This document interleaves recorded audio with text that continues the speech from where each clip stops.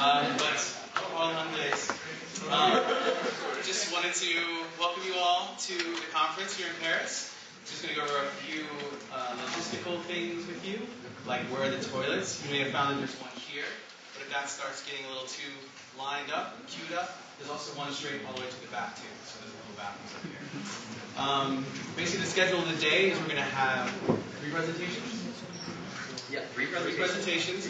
We're going to get started right now, and then we're going to talk for about an hour and 15 minutes. We'll have a little break, and then about a 15-minute break. Then we'll go to our next presentation. We'll do a 15-minute break. We'll have some snacks out here, and then we'll do our final presentation. And then Casey will be around to answer some questions, talk, and you guys can come in and chat after that.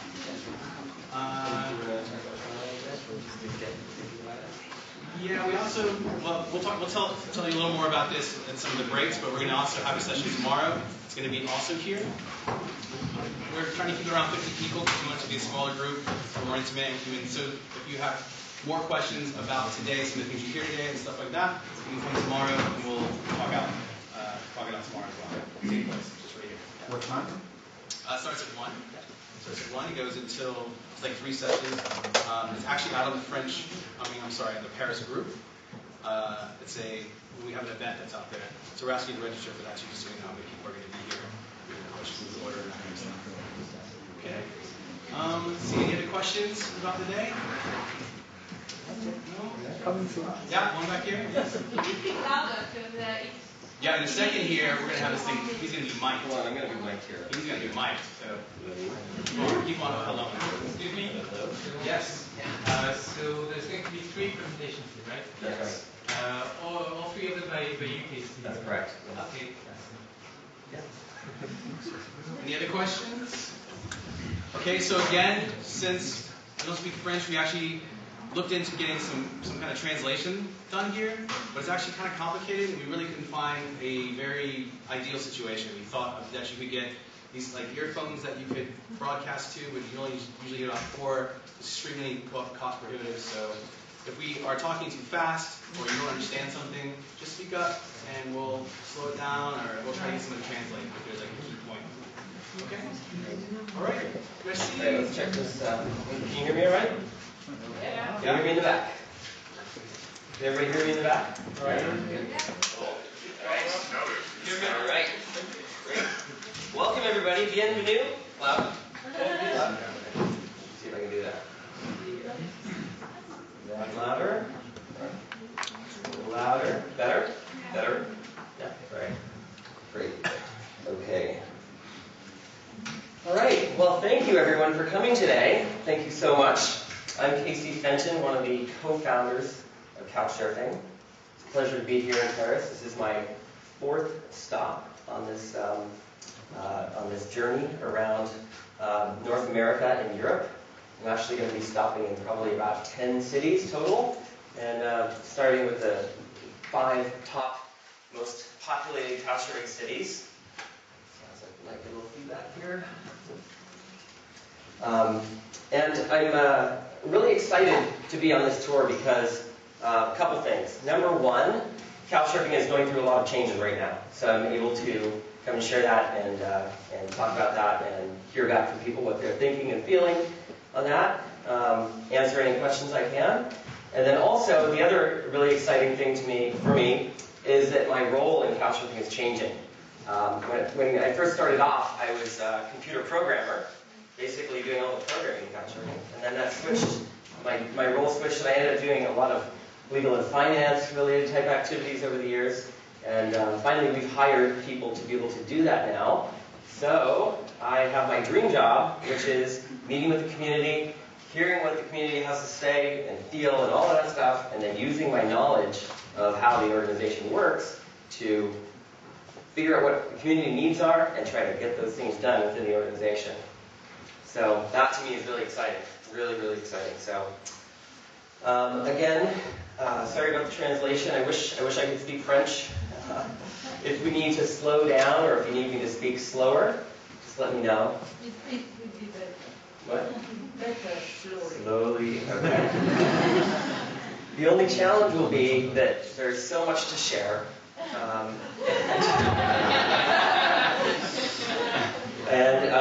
done this in other cities, it literally could go on for 6 hours. And sometimes people start to say, I gotta go. So I really want to get through as much as possible. There's so many great pieces to cover. So I'm going to try to probably speak medium fast and do my best to slow down in those areas where we need extra clarity. Okay, so before we get going, I would like to ask you all a few questions to get to know you a little bit better. So maybe we could do a show of hands. If you raise your hand, raise your hand if you have ever hosted someone through couchsurfing before. Wow, a lot of people have done that. Cool.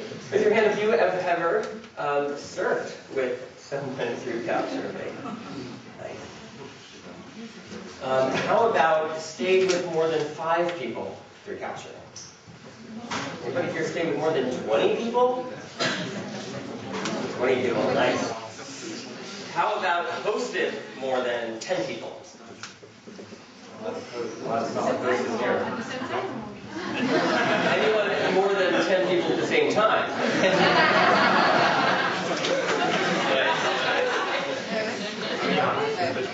Very cool. How many here have ever attended a couchsurfing meeting? Have ever attended a couchsurfing meeting or event? Kind of a trick question. Ever? Yeah. Ever. How many people here have ever organized a couchsurfing meeting or event? Or helped organize? Cool. How many people here have ever had a couchsurfing friend wish them a happy birthday through couchsurfing? Yes, I certainly have. And how many people here are from Paris? Just Paris? And how many people here are from France, but not from Paris? Whatever you like. And how many people here are from Europe, but not from France? And how many people here are not from Europe?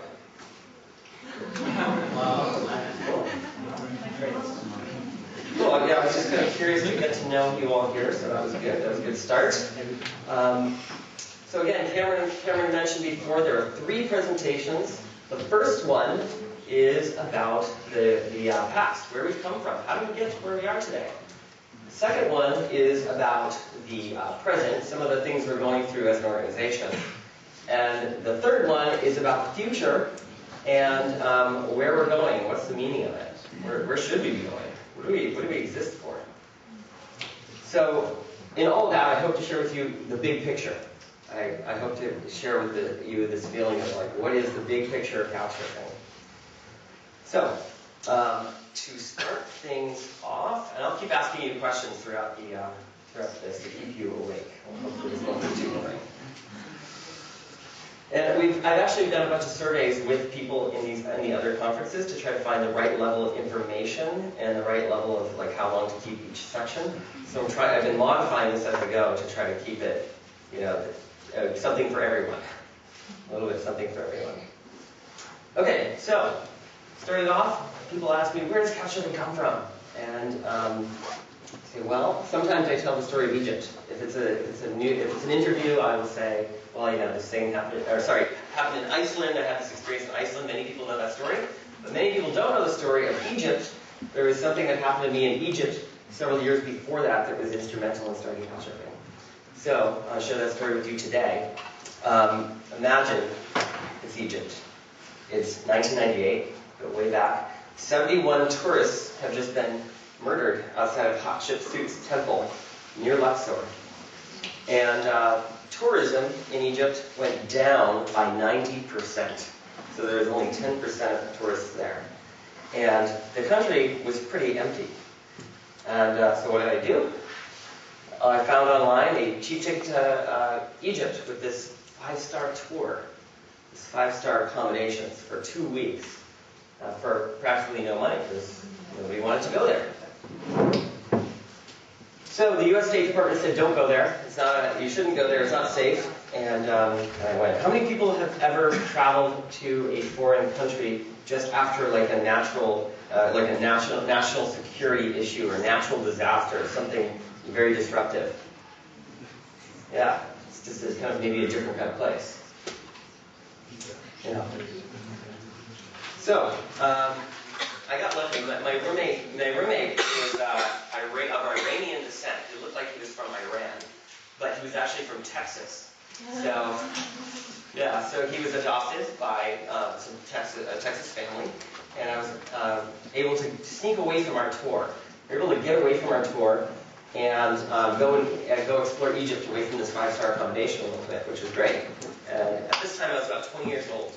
So I'd never been to another country like this before. This was a major cultural shock for me. I had traveled to North America, but I think that was it. That was about it. So we were able to get away from our tour one day, and we crossed the Nile on a little boat. We went up into the fields. We found these kids who were playing soccer. We played soccer with them for a while. We gave them the bubble gum. We followed one of the kids on a donkey. He was about 8 years old. We followed him all the way across the desert to the mountains. And we said, will you take us to the top of the mountain? And he said, there's the mountain right there. That's the top of the mountain. So will you take us to the top of the mountain? And he said, no, I don't think so. It was best we could determine there's something up there you didn't like. So we said, oh, maybe we shouldn't go up there. And we decided to for some reason. So we hiked up the mountain, up and around. And right up here we found these army kids who had no shoes and a big machine gun. And we were a little bit apprehensive at first, but then we made friends with them. We gave them some bubble gum too, and they let us hold the machine gun. So that was kind of different than anything I'd ever experienced. And then we kept hiking to the top of the mountain. I found some little fossils on the ground. I thought that was interesting. And then we hiked down to the bottom. And we're about to leave and go all the way back across the desert to the boat, the 5-star accommodations that we're in. And the boy came out and said, oh, you should have dinner with us, with me and my family. I'm like, ooh, maybe do we have time? We don't know. Well, let's take a risk. So we went for it. And that night we got to meet his mother and his 2 sisters. And we ate raw pigeon egg. So it's like, they have pigeons in the rafters, and they break the pigeon eggs open into a bowl, and a piece of bread they cut up on the floor, and then you put it in the pigeon eggs, and you cut up some cucumber, and ate it all. Got really sick later. I didn't care. I knew I was going to get sick, but I didn't care. And that night they said they were so hospitable and so open to sharing their world with us that they let us sleep outside of their house on a little bench. The bench was probably about this long. It was made of sticks, little pieces of wood. And I curled up on the bench like this, and I could see the stars, and I could see the moon, and it was a full moon.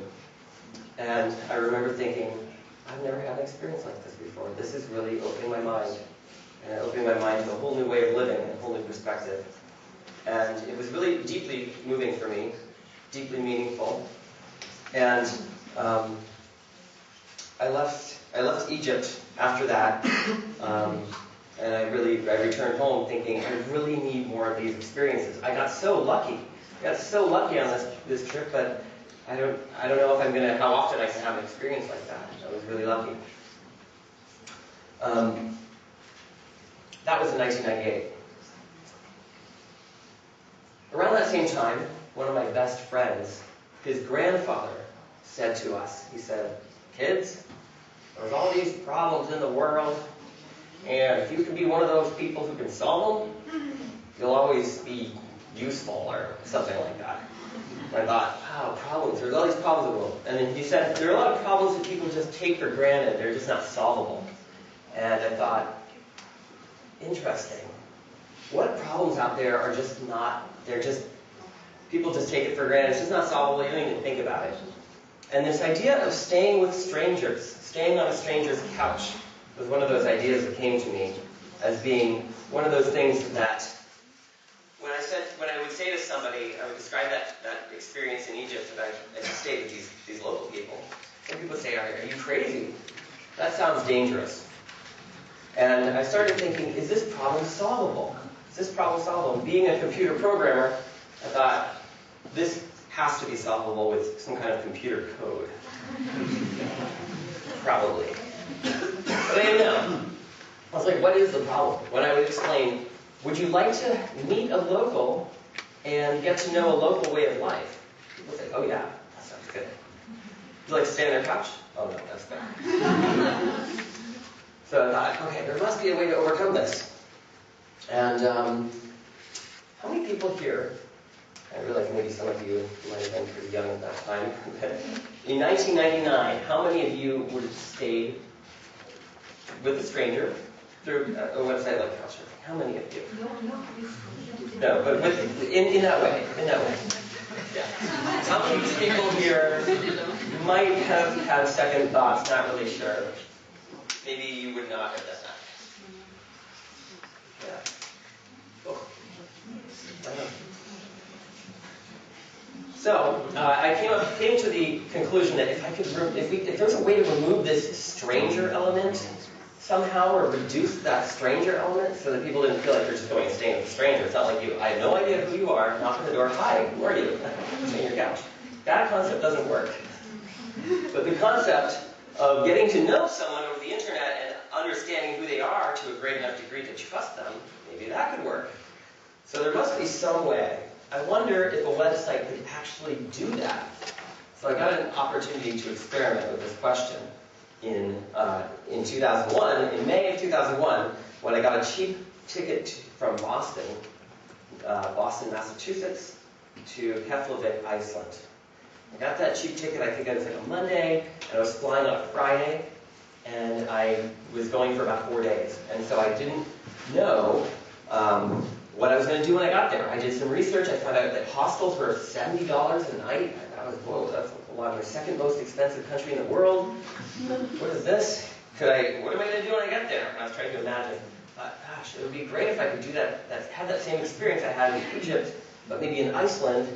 Would there be a way I could stay with a local? So I emailed some people with Icelandic websites. No response. Okay, I guess people don't respond in Iceland. I just kept searching. And then finally I found the University of Iceland student directory. But the only problem is you have to type in a name. You have to type in a first name or last name of somebody in Iceland, or in the university, to get their email address. Who do I know? What Icelandic name do I know? I don't know any Icelandic names. Then I thought, I do know one name. Bjork. So I typed in Bjork, and then I got a whole bunch of Bjorks. I was like, awesome. I have email addresses, and cool. And then now I could tell, oh wait, their last name is their father's first name? What? Their last name is their father's first name. I never even thought of that before. That's interesting. I didn't know that that's how last names could work. So then I was able to take the last name, the first part of the last name, and put that into the search. And I kept plugging in these different names, and finally I had 1,500 names and email addresses. I was like, oh yes. Then, using my computer programming skills, at the time I was able to write a little script with a personalized email that said, Dear Bjork, or Dear Bjorn, I'm coming to Iceland, and I would love to hang out and do something exciting. Here's about me, here's what I like to do, what do you like to do? Here's some pictures. And I was like, what else can I add in there? I don't know, just my personal philosophy? Anything to help the people who are receiving this email, this spam email, to get to know me as a person and see that I'm a real person and that I'm safe and I'm trustworthy. So I sent out, hit the button in about a minute. 1,500 emails went out, and the next day I had the opposite problem.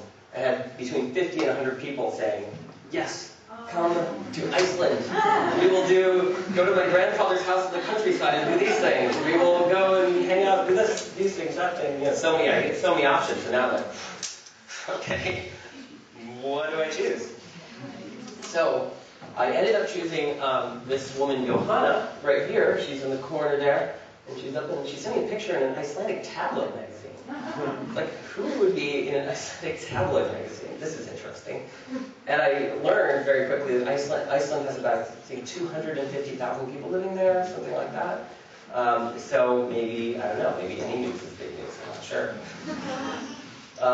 But I asked some other people, I said, what is this about? And they said, oh yes, she's a socialite, she's a rhythm and blues singer, she opened for the Fugees. Oh yeah, everybody knows her. I'm like, wow, everybody knows her, that sounds pretty cool. Somebody who's a socialite in Reykjavik, and everybody knows. And I'm like, wow, that sounds like somebody that would be interesting to go hang out with for a few days. But all the users are absolutely randomly of 100 people. What What? was the criteria to choose from? I had all of the different people who responded would either say, here's what we should do. I had an idea. Some ideas didn't sound that exciting. Some, and some sounded extremely exciting. And I was trying to see how many people I could maybe meet up with, how many places. There's so many ideas that people had. So I just thought that she, knowing everyone, would create a very unique perspective on Reykjavik.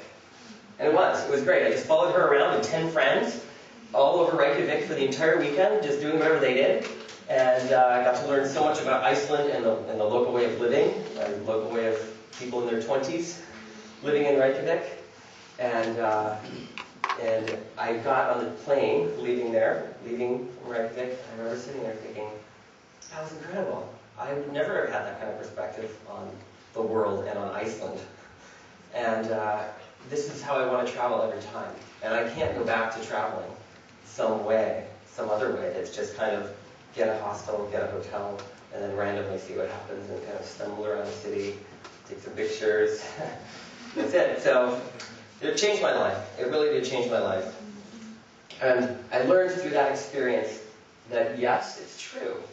People will trust people over the internet. You can remove the stranger element by one, and then it is possible to remove that stranger element by just sharing who you are, sharing deep things about yourself, like your perspective on life, photos, what you like to do, who you are, just anything personal. And when people share those things and then they talk online and see how someone else writes, they are willing to take a chance on a stranger. So you're still in touch with her?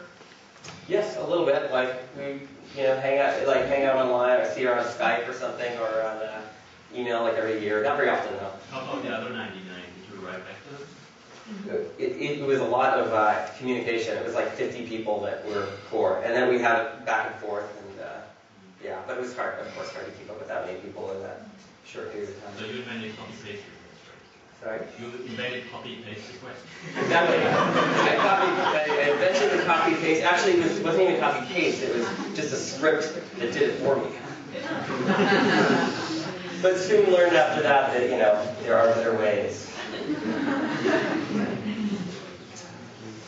So, at that point I said, okay, there's something here. This is really exciting to me. This is really, really exciting. And I said to myself, I really need to find out. We've got to make this happen. I want to know, are there other people out there in the world that feel the same way about this sort of traveling? This sort of ways of exploring the world? Most people I talk to go stay with a stranger. That concept was a little bit alien to them. So many people said, no, that's a crazy idea. I'm not into it. But every once in a while, I would run into somebody who said, that sounds pretty interesting. Or then every once in a while, another person would say, yes, that's a great idea, let's do that. I knew that I couldn't do it alone, and I decided, okay, I need to find some people who can help. And I started thinking about who do I know that has the right skills to offer to make this happen. And that's when I invited 3 other co-founders, Dan, Seb, and Leo. And I invited them because they each had a different skill. It wasn't because I was best friends with them. It was because I was friendly, I trusted them, they were great people. But they had a specific skill to lend. Dan, he went to Harvard, and later he went to Columbia Business School. He had a good business sense. And then Seb was a user interface designer at Adobe. And I thought, he's really smart when it comes to user interface. And then Leo is a designer from Brazil. And all three of them together really helped, kind of formulate the idea of couchsurfing and try to kind of, bouncing ideas off all the time and just really trying to get it going, figure out how it should work. So after that, I quit my job. I stopped doing consulting work, and I just poured myself into couchsurfing as much as I possibly could. I knew that couchsurfing was going to live or die based on how many hours could we just put into it, just raw hours, just make it happen. So I just said, okay, I'm not going to try to work on it part-time on weekends, so full-time as much as I can. And then later, I actually went to work at Leo's house. He had this house in Hawaii. I would think it was probably the worst house in town. It was during a couple months of just torrential downpour, torrential rainstorms. And the rain would be so much rain, it would be bouncing back up to here on the street. It's just every day, so much rain. So it's good, because you just hang out at home and keep programming. And but the bad thing, the challenge about that was that all the ants didn't like the rain. So all the ants would come into the house. And the house was just filled with water and ants. And there would be ants coming across every surface, around every wall, ceiling, through the computer keyboard, underneath the keyboard, and up and around and down. Yes. Good times. Good times. Good times. One thing that we learned during that time was that when we had a couple of people really focusing on moving couchsurfing forward, more would get done. So we invited a couple of the admins at that time and said, are you willing to come here? Come on out, you spend a couple of weeks, and we'll just do everything we can. We've got so many exciting things that we could be working on. And they did. We had 4 people at one time, all working together, and it was amazing how much we got done in a couple of weeks. And we started to think, wow, people have a space to collaborate. You get some food and you get some internet, and then suddenly all these things happen. Wouldn't that be great if we could make that even bigger? Imagine if we had 10 people. 10 people. Wow. Okay, we get down with 10 people. Maybe we could get done more. So that's where we started. We came up with the idea of collectives, where a collective is bring people together from all over the world. Add food, lodging, and internet, mostly internet. Remove the distractions of normal life. Maybe we could get done more. So that's where we started. We came up with the idea of collectives, where a collective is bring people together from all over the world. Add food, lodging, and internet, mostly internet. Remove the distractions of normal life. Remove the distractions so that you can really, collaborate and focus. And then the result is get more done, hopefully. And that is certainly what happened. We started off with the first collective in Montreal in summer of 2006. Very experimental. Very experimental. It was a kind of social experiment, I would say. We just said, anybody who wants to come and help out, let's do it. Let's see what can happen. It's a do-ocracy. We're still trying to figure out how to get organized here, so you just show up. You can get involved and do something. So we rented this house for $1,000 a month, a 2-bedroom house from a couchsurfer who was in a yoga studio. And there were so many people that came through there. There were literally some dinners we'd have there could be 30 people in this 2-bedroom apartment on this 3rd floor. And it was really crowded. And when we didn't have any assigned sleeping, you would sleep wherever you wanted to, or wherever you could. Every day you would be sleeping in a different place. So sometimes there'd be so many people that you imagine this like this. Imagine this. It's kind of 9 a.m. You're waking up. Smells like baking muffins. Yes, very nice. All right, gonna get up and gonna wander into the kitchen, and oh yes, somebody's baking muffins. That's very nice. Oh wait. Oh, there's somebody here on the floor, sleeping on the hard floor with their head on their backpack. And they have a sign on them that says, "Wake me up when you get up, so I can have your bed."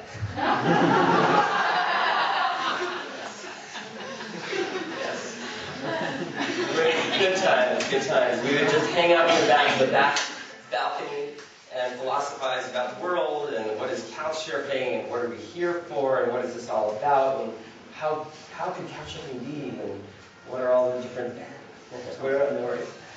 what are all the different ways in which couchsurfing can change the world? We can do so much. We can change the world. Things like that. Great summer. Is that when you lost the database? That was when the crash happened, exactly. Did you announce that you were going to close couchsurfing? That's right. We did announce that. We did make that announcement. What happened? And what happened?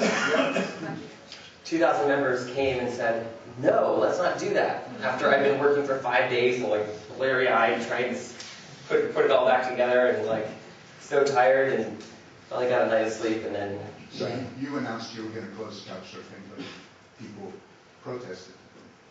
People sent messages of inspiration. They were really inspiring. They were some of the most inspiring messages I've ever read. Yeah. Thank you. Excuse me? The focus was always on traveling, and Yeah. you never opened your house for people. You said, "Oh, it's a new way of traveling," but you never said, like, "I will host people," or like, "This Sorry, is the host." Say the question again? Or? You always focus on the traveling side, on a certain side, and it was, it's a couchsurfing will be a new way of traveling.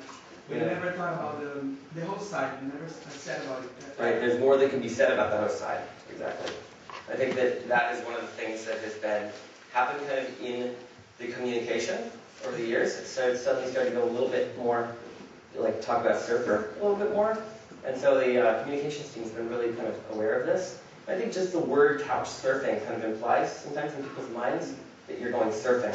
So suddenly some of the communication starts to go in that direction. So I've really tried to work hard in the past few years to try to take it back and make it more like balanced. And when did you host it for the first time? First time I hosted was when I was living in Anchorage. It was in the summer of 2003, and this guy, Steve Savage, found out about couchsurfing when it was in beta, before it was even launched. And he was in Australia, and he's like, "Oh my God, I want to do this. I want to be a part of this."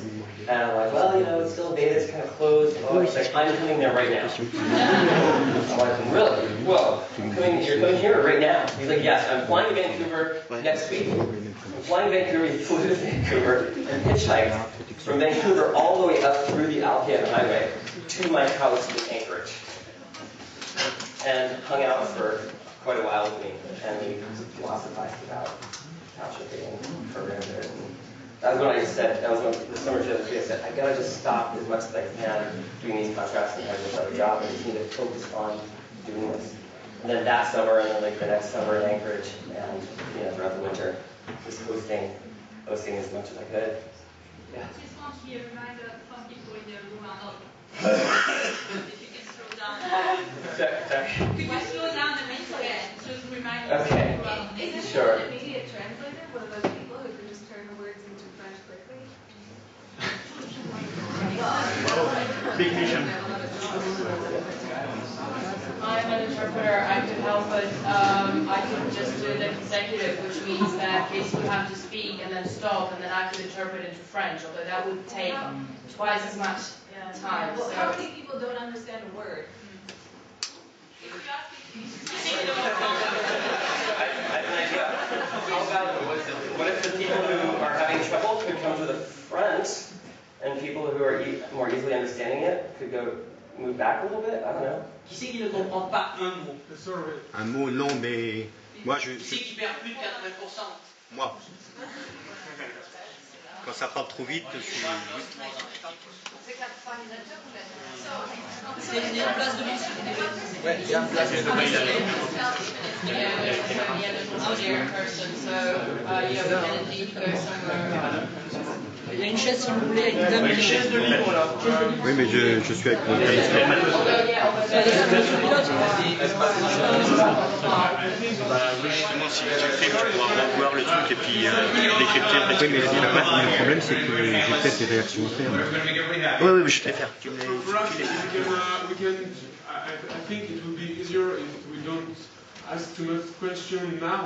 We ask questions after, because if we don't understand, I mean, we understand you, maybe you have the mic, but we don't understand all the questions, and after we will lose. Maybe you can limit the number of questions step by step. I have just, my friend Yves had a question, so I translate into English. So concerning this crash in 2006, is there any risk in the future, that some kind of crash like that could happen on the system? Or is there much better condition? It'd be a lot harder to happen now because the data is backed up to multiple off-site locations. So backed up to outside of the couchsurfing network. It's encrypted and backed up to 2 different locations. Okay. And then we keep, weeklies, monthlies. And you no more only depends to only one server, so you have two different. Right, and the data is on so many database servers now. Because back then we had 1 database server. Okay. Now it's like 10 database servers. So even if one was lost, the other mirrors would be available. Aujourd'hui, en 2006, il n'y avait qu'un seul serveur qui découvrait toute la base de données. Aujourd'hui, ils ont 10 serveurs, même s'il y en a qui Before 2006, or around 2006. So that was soit right before the script, in 2006. Techniquement, il n'y a pas détaillé parce que ça dit à personne. Non, parce que... Can you just give us a few figures about the cost of to run these servers and all that stuff? Sure. And where comes the money from? Okay. Do you want to know like what it was like back then, or what it's like now, or? Well, like now. More now. Okay. Could we get to that later when we get to like the present? Yeah. Great. Yeah. Yes. There have been minor hacks. One person who ended up doing a hack, we ended up hiring on the tech team.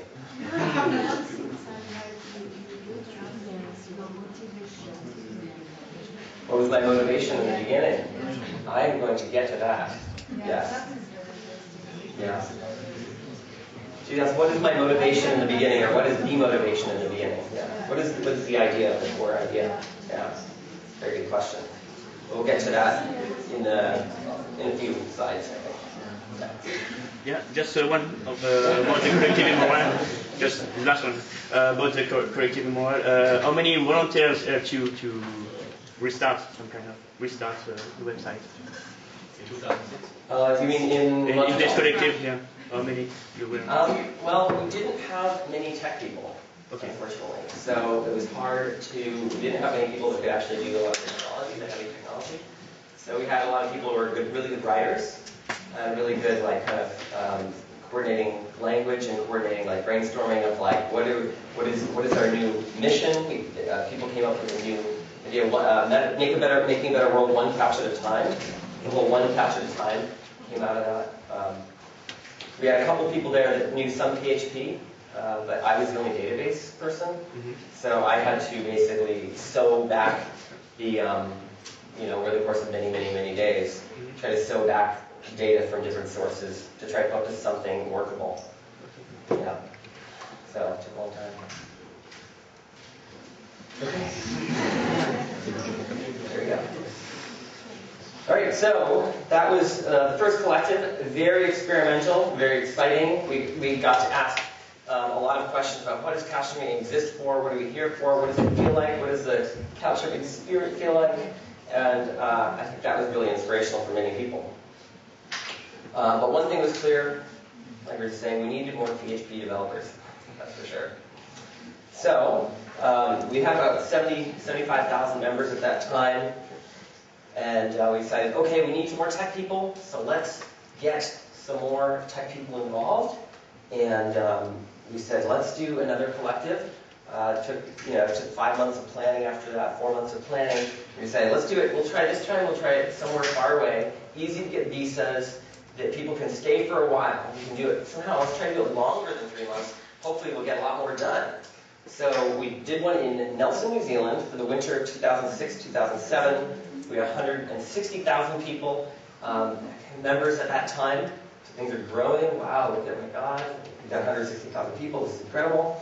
This collective was we tried to make it more organized. So we try to make it so that people, before they would come, they would be, we would say, what skills do you have? And you got to have certain skills a little bit, but it was pretty much open. It was pretty much open to anyone who could contribute, who wanted to contribute. It was far away, so it was harder for people to get to.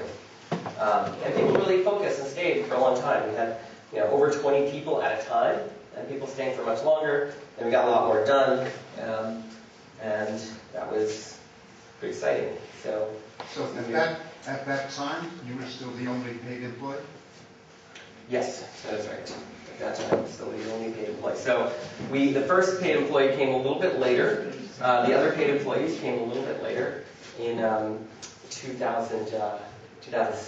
Right after that, we decided, okay, we had barely any money at that time, but we said, do we have enough to pay $24,000 to 2 other people? Could we get somebody, would somebody be willing to even work for that? So we were able to hire 2 more people right after New Zealand, which is really exciting. That really helped things start to happen a lot faster. Then in that next summer in 2007, in Rotterdam, we did another collective, and this time we said, okay, it's going to be only tech, and we'll have specific roles. We'll try to hire people that are, PHP developers, sysadmins, things like that. We had 215,000 members at the time, and we were spending the whole summer in Walter Heck's apartment. How many people have been to Walter Heck's apartment in this room? A couple of people. In Rotterdam. Yeah. What's that? There's a volunteer, Walter. Many people know him. That's why I asked that. His apartment is wonderful. It's in the outskirts of Rotterdam, and 8 people were living on his living room floor for the entire summer. It was pretty intense. We got so much done because we didn't have anything to do. There was a grocery store downstairs. We could just eat and keep working, keep programming. And it was really exciting. We got so many things done, but by the end of the summer, people were like, I can't live like this. I can't live on the floor in this room like this. This is too much. Okay. It was like, all right, we gotta go. We're gonna take a breather. That was exciting. It was very exciting. Then we started planning the next collective after that. We decided to put it in Asia this time. We said, okay, we'll do it in Pai, Thailand, a tiny town in the mountains. About 450,000 members at that time. We had an application process. So at that time, we had about 24 positions, specific positions that we started interviewing for, finding the right volunteers for. And it made for people, we were able to bring in people with actual experience, specific experience.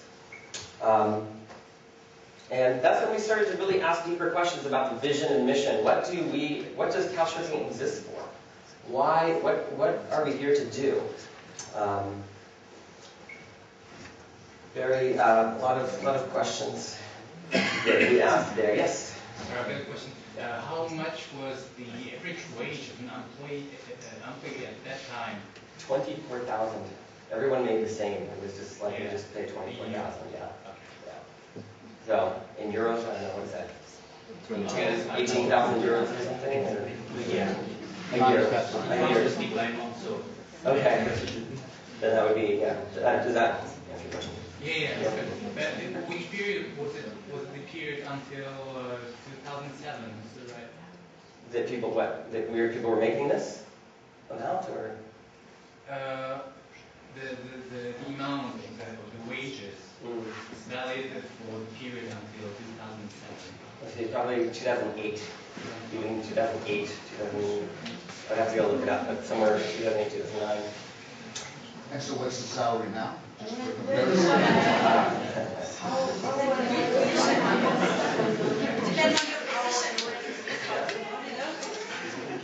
How do we find the money to these people? So we had donations and verification money. Do you know about this? Explain it. Okay. Yeah. And for that, I have a question because I was anxious to give my credit card. I believe in check and cash if you like. I don't want to use my card. Is it possible? It's not possible. We don't have a system to do that. We basically, I know, I'm so sorry. Like if we had more programmers, we could probably create a system that would allow for people who could take that sort of thing at a local level and work on it and then enter it into a system in some way. But we just need to program that, and we haven't been able to program something like that. So I think if we had another developer who could work on that for like 3 months or so, we could probably. And the credit card is really secure in That's a question about the credit cards and how secure they are. Is there a technical question? Is there a microphone for the person who asked the You question? can pass it around, or I could try to repeat the question. Okay. So she's just asking, she said she doesn't want to use her credit card. And I said, I'm sorry, but that's the only way we have right now, that bank transfer. And if we had more, other programmer, we could probably create some system where we could accept contributions or something at a local level. We probably could have, but we didn't have the resources to do that. We just needed something simple, a simple way to do that. Okay, so after that, we said, after Thailand, we went on to Alaska. Alaska was good because it was in the United States, and we could actually needed to work on more things. We needed to actually be able to make phone calls instead of being far away in Asia was good for being, seeing Asia and connecting with Asia and connecting with local couchsurfers there. But the problem was it was hard to make phone calls and connect with, attorneys, banks, anything. So we said, okay, well, let's try Alaska. It's so much better, got so much more done there, even because we had a team of people who were like really had positions within the organization, had an organizational structure, and we actually had 24 people in Alaska living in a 6-bedroom house. So that meant there were 4 people living in each room. And we had bunk beds made out of 2x4s. And it was great. It was a good summer. It was the sun never set, practically. So people would just keep working because it would always be light. And just keep going and keep going. And then you'd fall asleep for 5 or 6 hours and wake up. And it would still be light. And you'd be like, I guess it's time to keep going. Yep. And that's where we really started. We did a lot more work on the guiding principles and the vision and the mission. Really started to figure out, what is this about? What are we here for? What does couchsurfing exist for? Shortly thereafter, we realized something. We realized that. I'm just going to jump ahead here. Give me 1 second.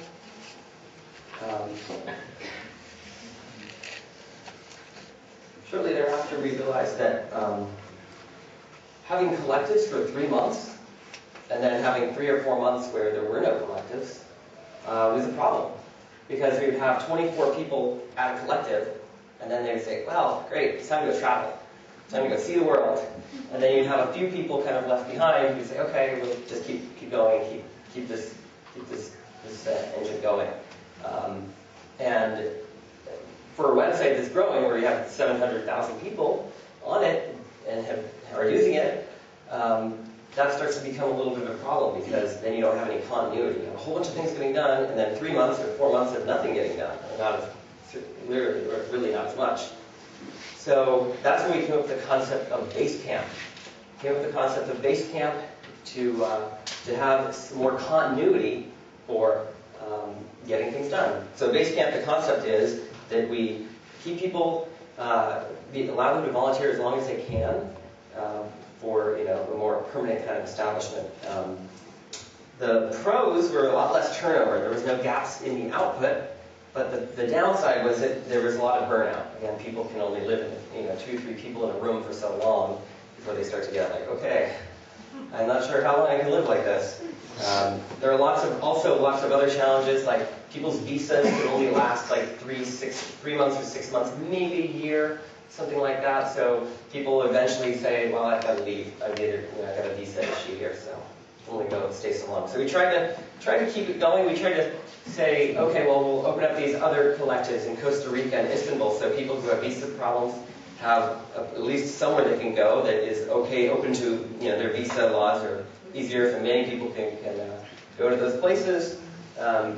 But after a while, even that seems challenging. We researched opening permanent collectives in countries around the world, but we figured out that the costs would be so cost prohibitive.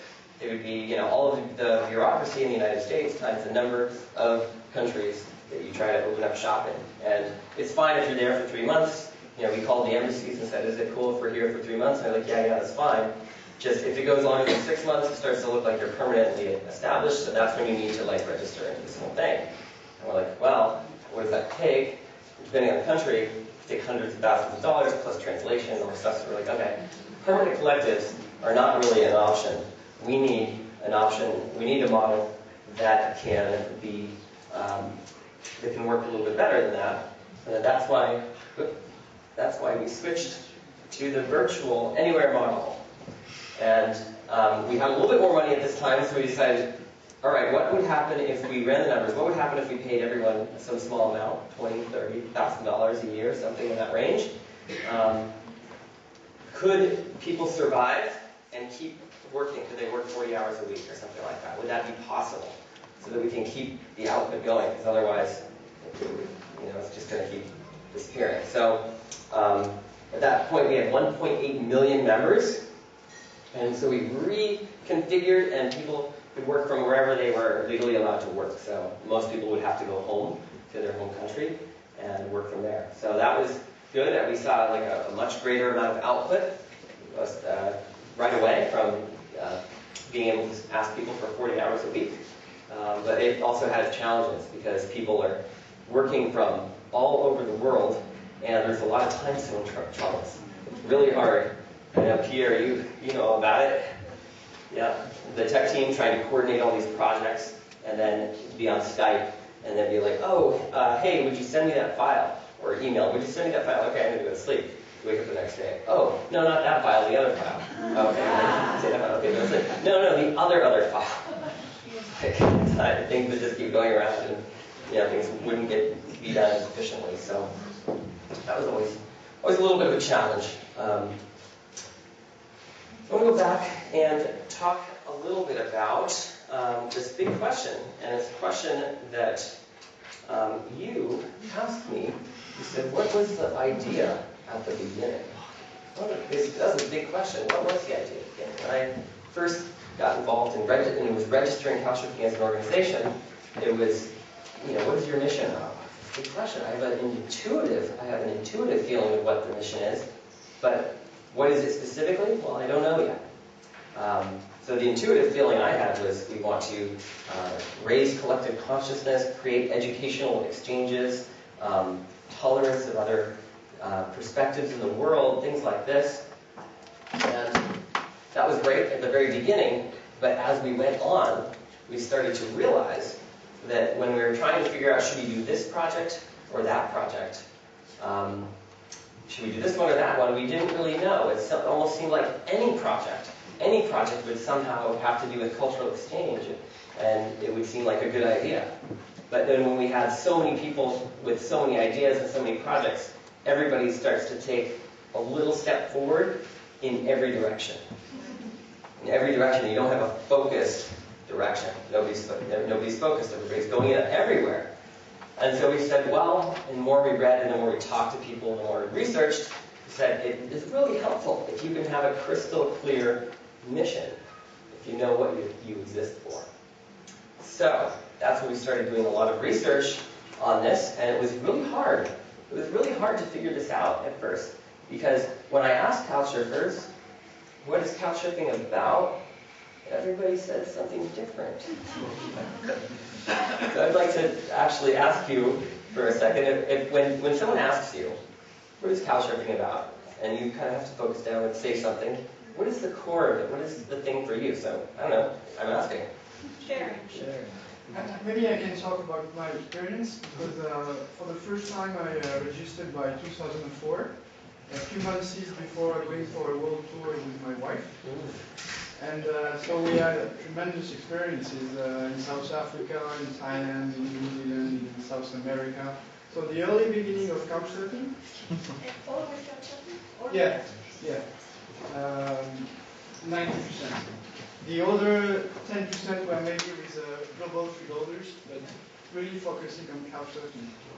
And so, about your questions, if you ask me what does it mean for me, couchsurfing, it means, first of all, a community of people who love traveling, either when they are hosted or when they host, and with the same philosophy of, in a way, enjoying the world, carpe diem, seize the day, and it's really a kind. You will share by this the couchsurfing experience this love in enjoying the way each one, should I say that, in each with its own perspective. To be clear, I mean you will find different people with different cultures. The only focus that they will have in common is loving the world. It's not time dreaming or what else, but it's something critical because these are the basic rules for me when I have new experiences these days with couchsurfing. I'm always, first of all, expecting to give someone, either when I'm hosted or when I host, and to receive someone on the other end, and to a little bit again to enjoy and to understand a little bit more what is the world by country, by culture, when we are talking about food, when we are talking about sport, when we are talking about daily life, and so on. So this is what couchsurfing means to me. It's a real, again, community of people who enjoy the world and seize the day. Thank you. What was your name? Eric. Eric. Thank you, Eric. Wonderful. Who else? In my opinion, in my sense, it's all about hospitality and all, Not, I didn't say just hospitality, it's just to me a tool to host people and to stay at people. And in the end, that's what I mean. And I don't even really, care about... What is it about the hospitality? Hospitality is welcoming people. Welcoming and giving to people. Yeah, welcoming and also being welcome and everything. And I don't even care that much about profile and stuff. If the person is ready to welcome the same way I'd be ready to welcome the person, then it's fine to me. I don't care about that. So that's really the whole thing. And I think that the good thing about couchsurfing is it's a community of millions of people, all are not active members. But of course, if we had like 50 websites with the community split in all the websites, it wouldn't make sense. And that's really the strength of couchsurfing is that basically it's the million people or whatever, 100,000 who are really active. I usually just say quickly that it's a site for hospitality experience, but it has a better interface and understand, so it's easier to use. And people are able to look at individual profiles and talk to other people in forums from different cities from around the world in order to increase that hospitality experience. Cool. All right. Yes. As you told us, it's unlimited CS spirit. But since I'm in also two big family, the people who focus on the cultural exchange and who really don't want to speak about free couch, and the other one who are more on the practical things, not obligatory free couch, but find a shelter, even if you don't interact so much. On my side, I cover both of family. I don't care who is coming. Yeah. Yeah, for me it's a lot about sharing, and I've been traveling this way for over 7 years now, and at the beginning I know that I chose that mode of traveling because it was cost effective or interesting if you want, and then I realized that actually no, if I couldn't even when being hosted, if I couldn't stay up till 1 o'clock in the morning and, have a chat over a cup of tea or something, then it wasn't that, then I should have just gone to a hotel, because also, even though somebody was welcoming me, I was also sharing my experience, my, my, energy, my smile, my whatever, good talk. So it's really about sharing on both sides for me, and the other important thing of that mode of traveling is that it gives you just, thanks to people with whom you stay, you get this insider's, view of the city, of the place you're going to. So you just get, the best addresses the best options, the best, you can go to best parties, so it's something that you would never have experienced, as everybody knows, in a hotel. Right. Yeah. We always talk about sharing, well, it's kind of nice almost say but what I often like, it's like you said, for me it should be normal to use that when traveling. I think that's couchsurfing. It's more about changing the way you travel more than posting and sharing. We all say that because if you do couchsurfing, I think you're more into hospitality. You're not gonna say, the couchsurfing because I like, free drinks and free system. So I think it's more about thinking about how we're gonna change this way of travel and community back also. That's it. Thank you. Probably the way, I think that the two things about couchsurfing, you have people who use it as like a tool, they like to meet people, and this is a good way of meeting people. It's a website and everybody's on it, so they're going to find people. Or you can either be in that way, I think that's what I used to be, and then you can also feel involved in really like a project. I think that it's changing something in the way you're traveling. It's not only you're going to travel, you can...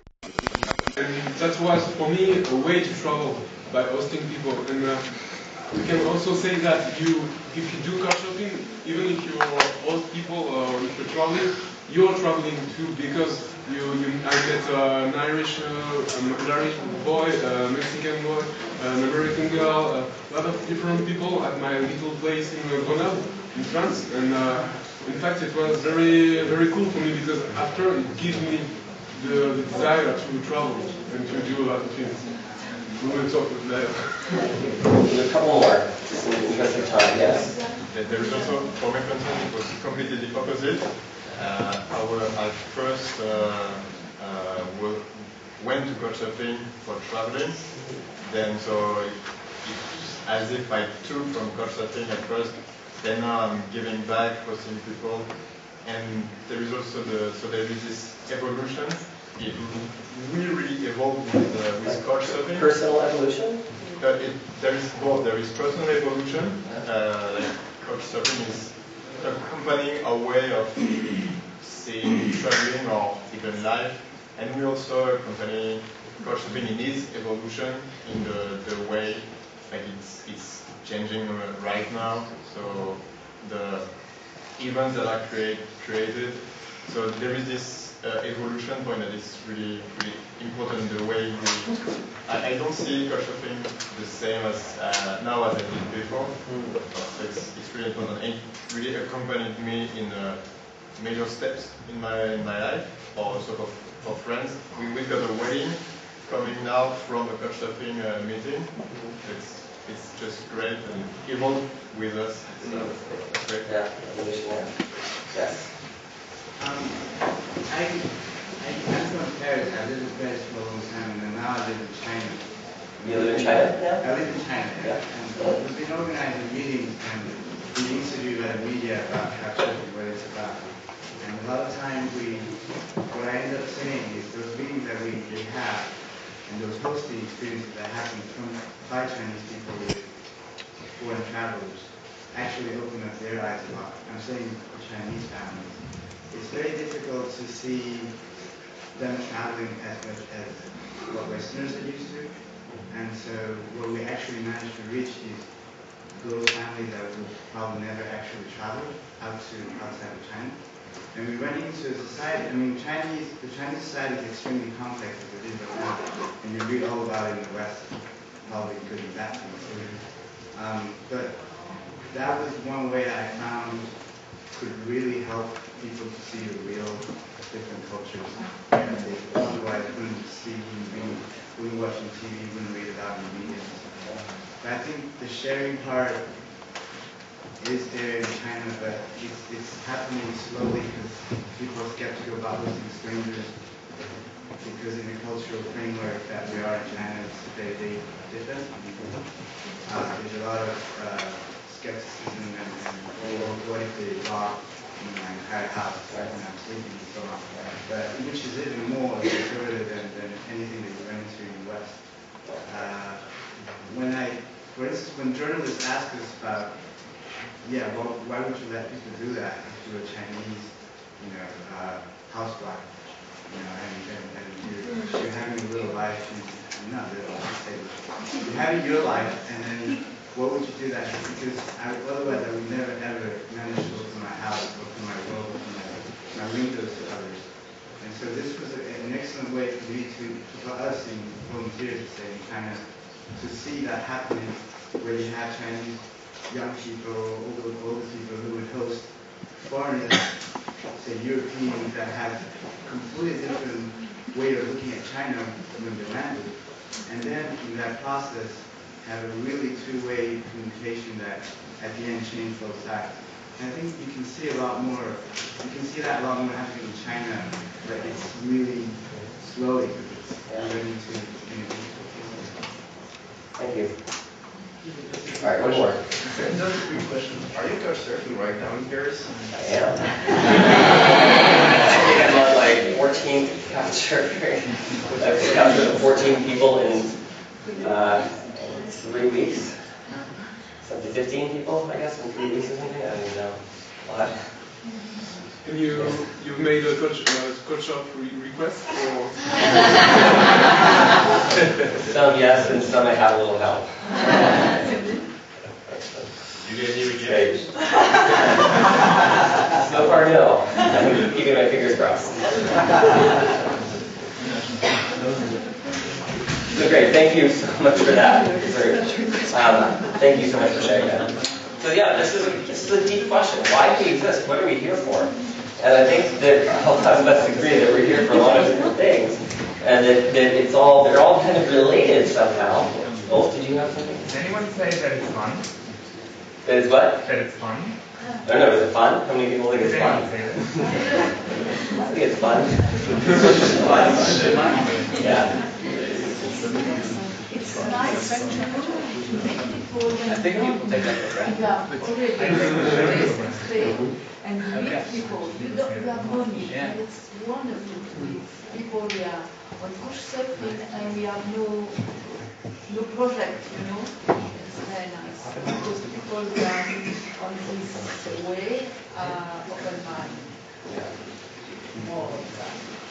So she's saying it's fun to meet people even when you don't need a couch. Yeah. Just to meet couchsurfers in general. Yeah.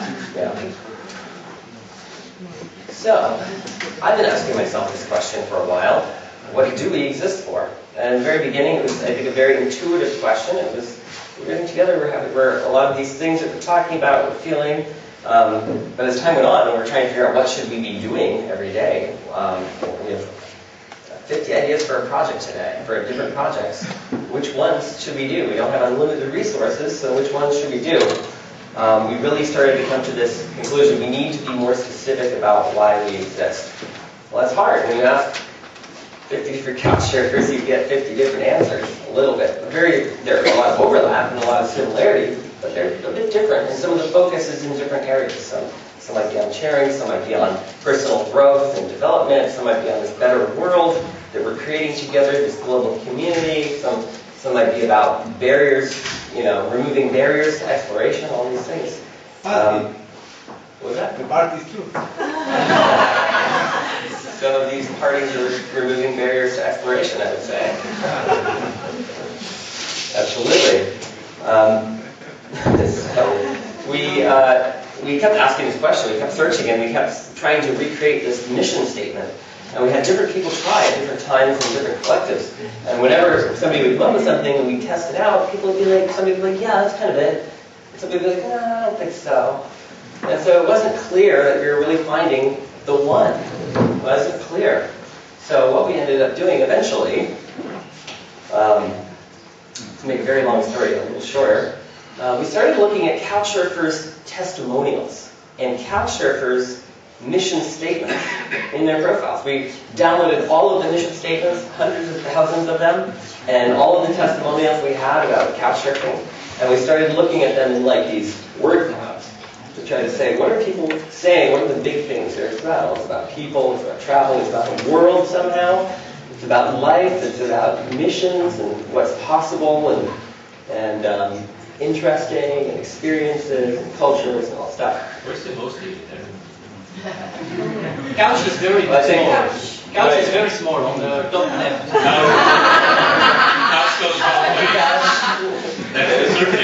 Yep, there's, where's the surfing in here? I don't know. But the share over there is still a happy share. Right. So I guess all of these things are kind of surrounding posting and surfing.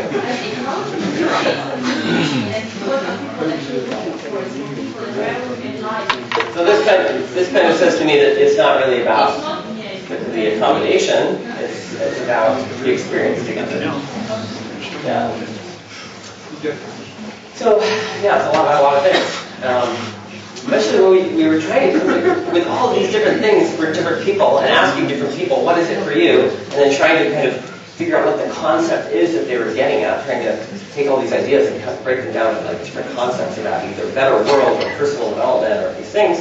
We started putting them on note cards and then spraying them out. We all started like trying to figure out which one is it? Is it this one or is it this one?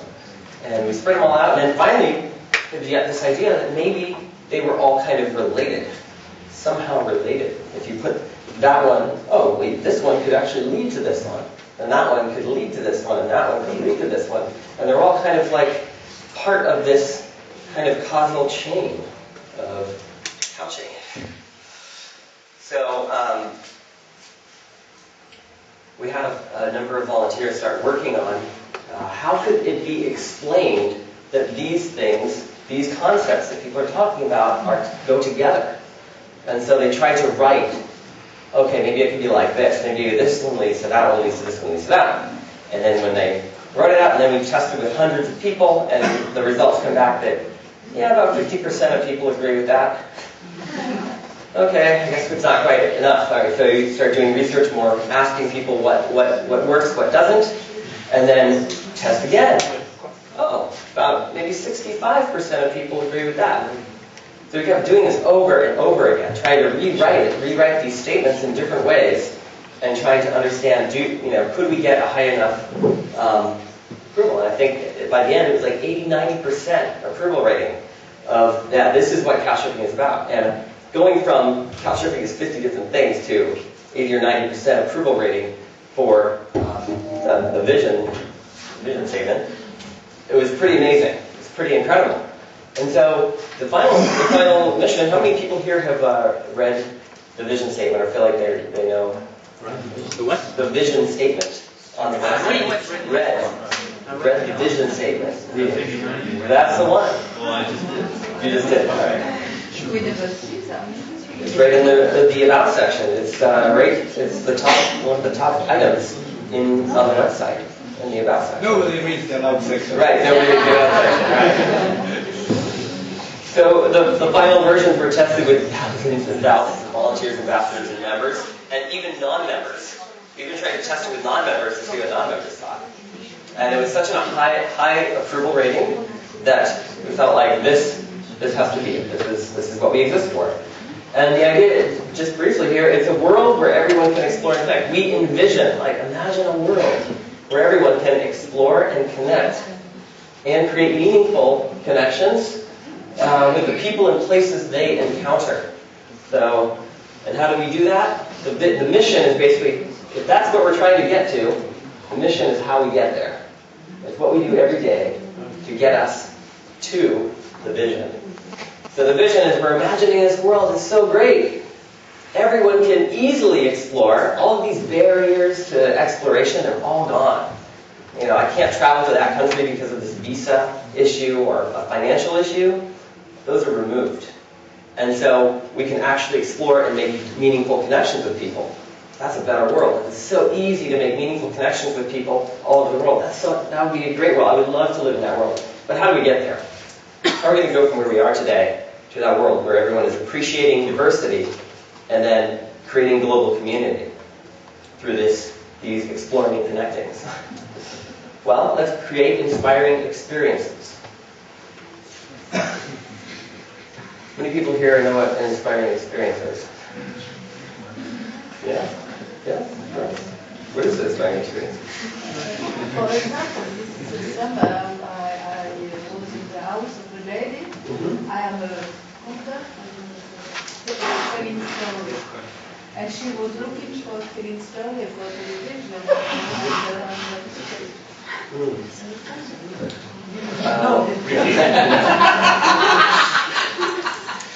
I'll repeat if once I know what it is. Say it again. This summer you were in a house and someone was looking for a storyteller? Yes, Yeah. yes, I was. And You were a storyteller. And then you told stories. Or television. Okay. Great. Anybody else? When you feel after the experience that when you feel after the experience, when it's posting or something, that you learn something and that you learn something new. So you learned something new after hosting and surfing. It was inspiring if you learned something new. Yes, it's very practical to me. Each time a guest makes something wrong, there's one new rule on my list when I make visit. It's very inspiring. Anyone else want to share your idea about? Yes. Obviously, when you fall in love with your host or when you fall in love with your host, this is the most inspiring experience. The new member, maybe. An experience that leads you to act differently. An experience that leads you to act differently in the future. Okay. One of my friends write, no, it's not meeting. Meeting. She asked to write is not meeting. It's not meeting. Not a dating website. Oh, it's not a dating website, yes. Yes. Something that intensifies or increases your appreciation for life. Intensifies or increases your appreciation for life. Wow, cool. Maybe someone has done something you thought was impossible, and realizing it can be done. Wow. Broadening your perspective, opening your mind to the possibilities. Wow. Yeah, cool. Well, we thought about what are the experiences that couchsurfers are having, and we threw all this testing and testing with thousands of couchsurfers. What we discovered is that these inspiring experiences, these experiences that we're all having together, that are somehow inspiring us, we figured out that they kind of contain two things. They contain this magnetic quality, where we have magnetics, and we also have growth. And magnetic means it's fun. It's fun and exciting. It's fun, I want to do it again. It's not like, ooh, that was boring, I'm not doing that again. It's fun and exciting, so you want to keep doing it. It's, hopefully it's an addictive kind of exciting activity. I met so many fun people, I just want to do that tomorrow. But it's a couchsurfing inspiring experience if it also includes an element of personal growth. You grow, you learn about yourself, you learn about another person, you reflect on that, and you grow. So we thought, okay, so this is what a couchsurfing experience is. We're all having fun together, and we're learning and growing. So when we're thinking about what are we going to be doing tomorrow as an organization, well, if we're helping someone have an inspiring experience, that's a good thing. And if it's not that inspiring, maybe the idea is really fun, it doesn't have any personal growth, well, maybe that's not as much of a couchsurfing experience. Or maybe it's a lot of personal growth, but not fun and exciting at all. Well, think carefully about how much we want to include that in there. Maybe it's, we want to have a special challenge for people who really want to challenge themselves as couchsurfers. But generally speaking, we want to make sure that they're fun and exciting and include an element of personal growth. So that was huge. That, to me, said something really, really important. It said that we exist for something greater than ourselves. It said that we exist because we're trying to make a better world. We're trying to make a better world through appreciation of diversity, through these experiences we're having together, and that we're trying to make a better world, and that's what couchsurfing exists for. And you asked earlier about what was I involved in couchsurfing for, and to me, it was all about the potential that couchsurfing could have to change the world through having these experiences together, that we really could get somewhere, and that could really actually change the world with enough of these experiences, with enough of these quality kind of experiences. Yes. So, yes? Now, is there any clear goal to the mission? Any particular clear number of experiences that should be reached, let's say, until 2020? Is there Good question. That's a deep question that I think If we had said in 2003, could you answer that question? I would be like, I have no idea. That is so far out there. Anything I say would just be making stuff up. But I think we're getting closer now. I think we're getting much closer to that. And in fact, I've been asking this question of Stanford and Harvard researchers, trying to ask them what is going on in couchsurfing. What kind of experiences are people having? People say it's changed my life. People say I'm more open and I've reflected upon myself and I've grown as an individual. What is happening there? What is actually happening? Can we somehow figure that out? And so now we have Stanford and Harvard researchers working on this question. So can we answer that question definitively? No. But are we getting closer? I think we are. Okay, now they are working on what is happening. But is there any goal? No, really particular goal, any number that you can, any goal? Well, I think maybe enable couchsurfing to say in 2020 now we achieved the goal. I don't think we're there yet. Maybe in another year we could have. I think. Great question. I don't think we're sophisticated enough yet to really know, to really answer that question for sure. But I think we're getting closer. I think I would love to say within a year, we could start putting some kind of detail around that question. Yeah, I would think that would be great. In London, you mentioned the figure of 140 million profiles. That is something we're getting to in the third session. Oh, okay. Yeah, and that's just. Suspense. Yep, that's something that when we address quality and quantity, we're going to go into. It's something that one of the researchers kind of said offhand. There's like, when we're talking about all the different ways it can be looked at and answered, we're literally right in the middle of like all of the different ways you could possibly approach it. So, yeah. On your board, where you put couchsurfing last year, today, and next year? On your board, where we are? On the graphic, where were we last year and where are we right now and where are we? Well, I think that any couchsurfing experience could be put somewhere on here. You could say, all right, we went out to the bar and got drunk last night. Where would that be? I don't know. Could be, depends on the kind of conversation you had, maybe. Maybe if you actually really learned something about somebody and it really kind of, that perspective really changed your mind. It's up here and it's really fun. I think it really just depends on the interaction.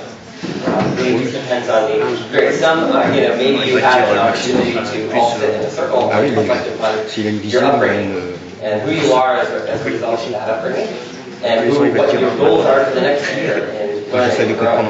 That could be really, maybe that's over there somewhere. Or maybe you went and stayed with a couchsurfer who's so different from you. Just, the other end of the world as far as difference, and even kind of believe something that is the opposite of what you believe.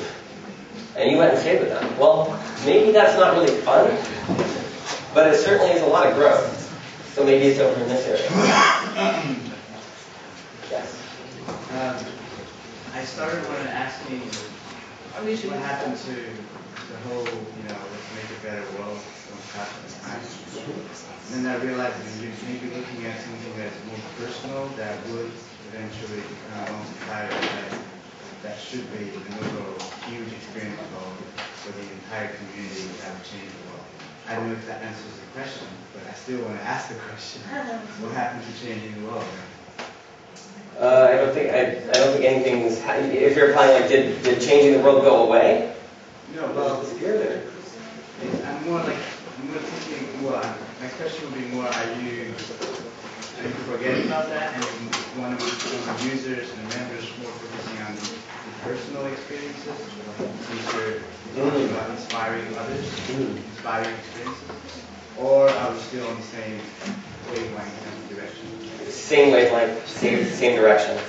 When we're looking at the vision, it's basically like this. We're all having these personal experiences every day, and those personal experiences are fun and exciting. And if we're learning about another person and reflecting upon ourselves, that is creating appreciation of diversity, or appreciating the fact that other people are different through that experience. And then that can ultimately lead to a more more appreciative world. Like I can appreciate somebody who's very far away from me, thinks very differently than I do, and I can appreciate the fact that they think differently. And that's good. I'm glad that they do. I'm glad that this world is appreciating, diversity. And instead of just saying I tolerate that, like I actually appreciate the fact that you think different than I do, and that is the better world that we're trying to create. So we're still full speed ahead. That is the goal. That is our greatest goal. And I had to ask this question at the very beginning because when we reached 10,000 users, some people said, I think we have given up now. We could go couchsurfing pretty much anywhere in the world, and that would be great. Maybe the wrong people are going to sign up pretty soon. So let's maybe be careful. Make sure you close the doors. So that's a really interesting question. Let's think about that for a second. And then a second passed, and then the 10,000th and one person signed up and said, what? You're going to close the door on me? I was just about to sign up. No, I deserve to. I should be. This is great. So, and it even goes more because it starts to ask a deep question like, do we exist for for a club? Are we a club of people, like kind of like a ski club or something like that? Are we, or is this like a better world we're trying to create? What is it? And in the third section of today, it really starts to get into this question of like the quantity of members. What do we think about quantity? What do we think about quality of members? What is our philosophy? Because I think as couchsurfers, we kind of want two things at the same time. We want to have a lot of quality, and we also want to change the world. But the fear is that if we have too much quantity without quality, things will start to go like that. And it won't be the experiences that we're looking for. Yeah, just to support what you just say, I think like the request I received yesterday from a person who didn't even write my name in the request, were just 3 lines, just, hey, can I stay to your place? It's really far away from your experience in Egypt, where you just, live something completely new. We here in Paris, I guess we receive a lot of these requests. Yeah. And I mean, sorry? You should host them. They're great. You have great people. Yeah. No, what I mean, here in Paris, we have so much quantity. I'm really curious how you will answer this question later on. The quantity of number. How is when we going to ensure that this is a quality experience? By teaching the newbies. I think there's more we can do. Everybody. I think there's more we can do as an organization. I bet if you sat 10 of us in a room for an hour and said, how can we improve quality, we'd probably come up with 10, 20, 50 really good ideas for things that could change on the site. Anything from a video that they could easily watch about, what's it mean to set cut and paste requests, and do hosts like receiving those? I think a lot of people, when they first start off, they don't have anything to lose. They're just like, I don't know if this works. It just doesn't even work. I'm just going to test it out. I don't even have time to fill in a profile because I don't have anything to lose. I don't have a commitment to this community yet. But once they see that it works and once they have that personal connection, well, now they're committed. They're a bit more committed, hopefully. And now they're willing to go further and take the time it takes to build the profile. But at the very beginning, they don't know. So they're like, let me do a test. I'll just send you a cut and paste request and not even use your name. No. I like this idea of education process. What was that? I like the idea of education process. Education. Some people said maybe you read a page and take a 3 or 5 or 10 point test.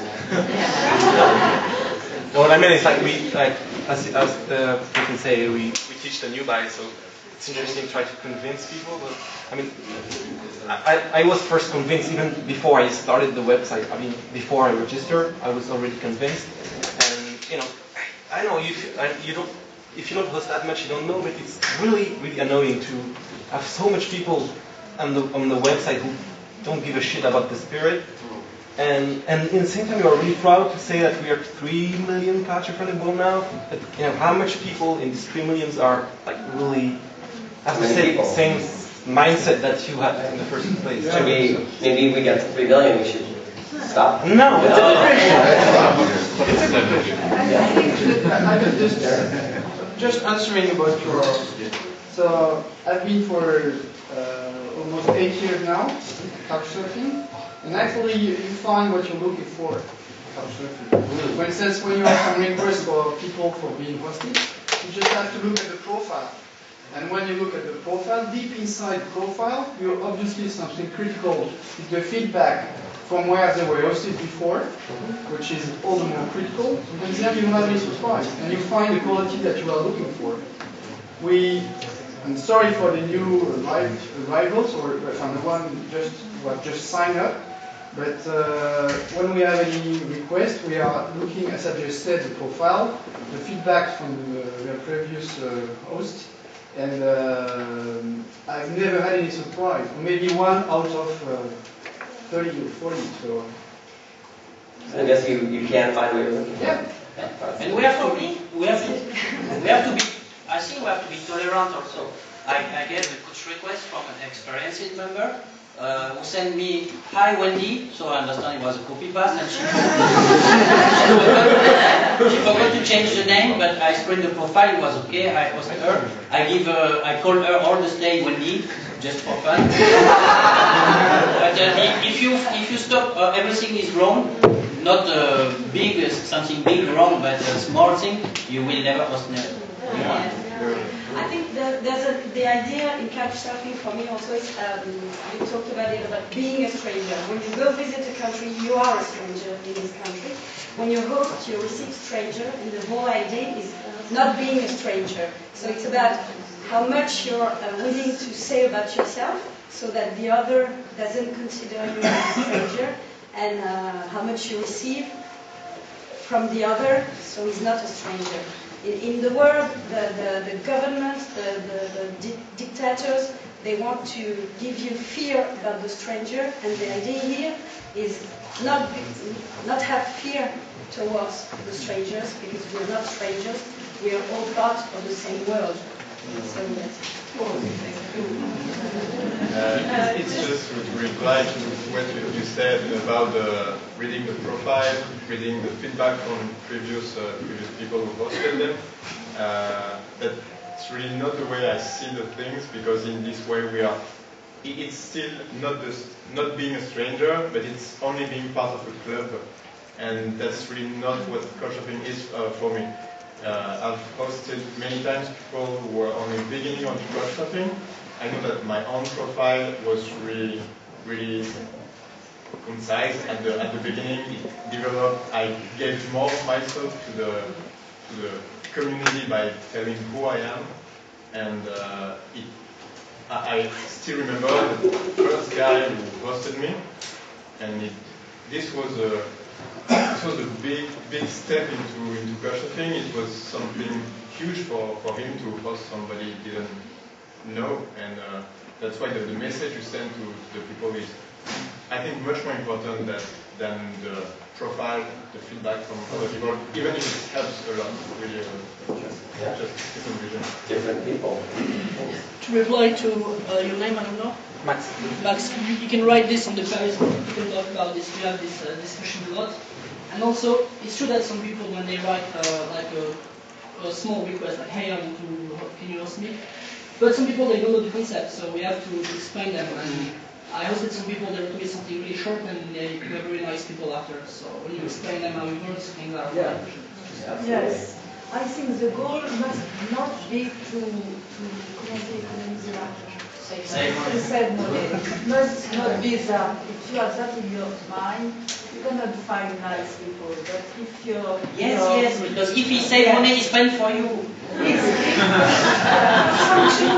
some media, they just say, well, it's free cash. No, so it can be. You know, the media sometimes they say, "Oh yeah, there's a new site that it's." The media does do that, and we try to, when they call and we do interviews, we try to really tell them, but it's not about saving money. You know, if you do save money, that only is useful because you get to stay with people longer. But that promotes more cultural exchange. That's not what it's about. It's about these experiences we're having together, and learning and growing, and exploring the world. Cameron. Yeah, so maybe I'm anticipating a little bit. Oh yeah, go ahead. Maybe I'm anticipating a little bit the following discussion. But now that we went through the vision and mission, and that we've somehow stated what is the vision and mission, how is that matching with the new corporation structure? what are the new shareholders thinking about that? How is Yeah, and can we get to that in the next section? So it's a perfect segue. Is that would be all right? Yeah. Yeah, we will definitely cover that. Cameron? Just want to do a time check. It is now 3:50. So we're 20 minutes over our original thing here. Good questions. Glad everyone's participating. So we like. But we also need to take a break. So I'm just trying to figure out where you're at here on what we got here. Yep. We have one more thing. I want to show the fellowship video. Okay. Yeah. And then take a break. So. All right. Maybe before we jump into that, thank you for that, by the way. Before we jump into that, I'm going to show a video in a second from a couchsurfer in Turkey. But before I do that, I just want to say one more thing. One more thing about this. Okay, so we understand why we exist. We are here to have these experiences, and we're trying to help people have these experiences, and we're trying to create a better world through these experiences. That's great. But how do we get there? How are we going to do that? Beyond, creating these inspiring experiences, how are we going to do that? And so we asked this question back at the very beginning, right before we were thinking about collectives, and we said, how are we going to do this? And it became clear that to reach our vision, we had 4 things that we were really thinking of that we wanted to keep true somehow. We wanted, number one, we thought, okay, it's probably going to take a lot of really powerful features or something that allows these experiences to happen. Something beyond just really simple, hi, send a request and send a request back. It's going to need all kinds of little bells and whistles, things that will enable these things to happen for all kinds of people. So we probably need to upgrade the site. We need to have these additional features. All these ideas that people have. Creating meetings features so people can meet. Things like that. The other thing is we said we don't want this to have any advertising. I don't think any advertising is going to help us get there. It's going to have the wrong feeling. It's going to mix the wrong feeling into these experiences we're trying to have. So we said no advertising. We also said that we really think it needs to be really solid. It needs to, the site infrastructure, we don't want the servers to ever go down. Because if the server goes down for a few days or even a few hours, then someone may not be able to contact their server. A host may want to help out a server but can't contact the server, and then the server becomes stranded. And so it needs to be solid. We can't let it go down.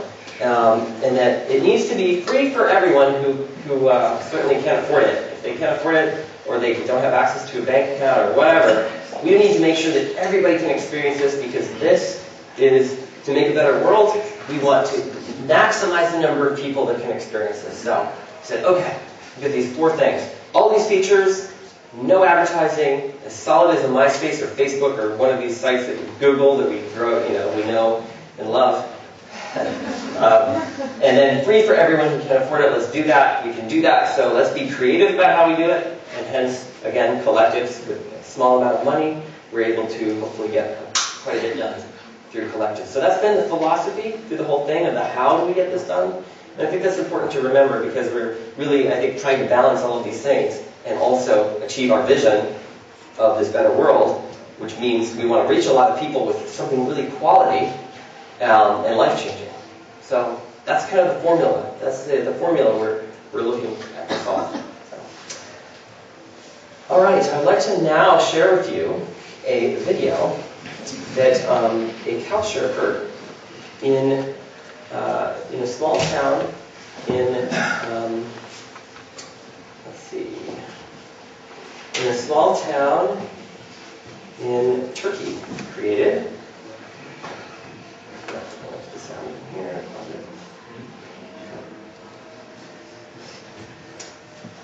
I think a lot of us have seen these days that there's just so many couchsurfers inspiring each other and changing each other's lives. And this is actually a video about that.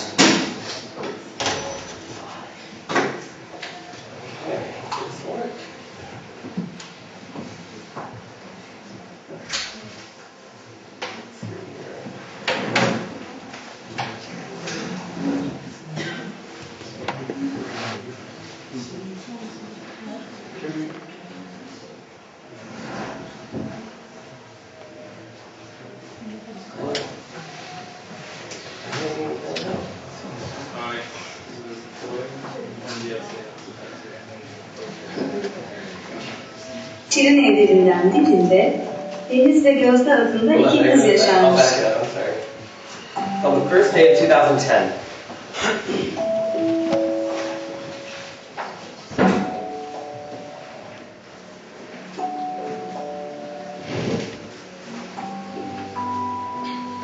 Bir zamanlar Eskişehir'in küçük ve şirin evlerinden birinde Deniz ve Gözde adında iki kız yaşanmış.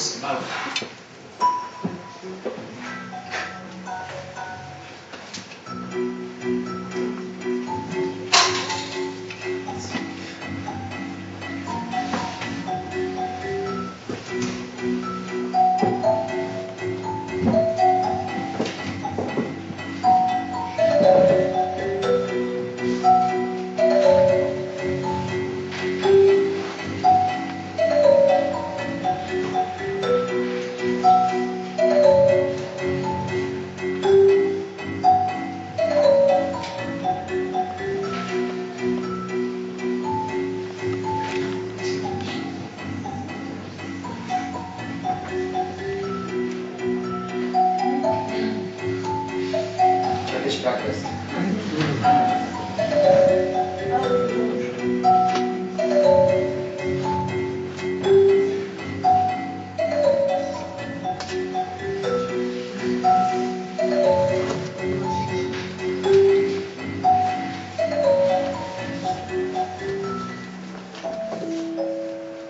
Bir gün şirin evlerine uzaklardan bir misafir gelmiş. Hem de bu misafir bisikletiyle dağlar tepeler aşmış, okyanuslar geçmiş, Eskişehir'e varmış.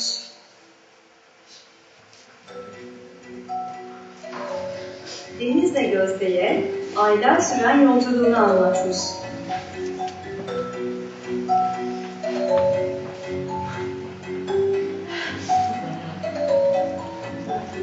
Ertesi gün Oli, Eskişehir'deki Masal Parkı'na gitmek istemiş.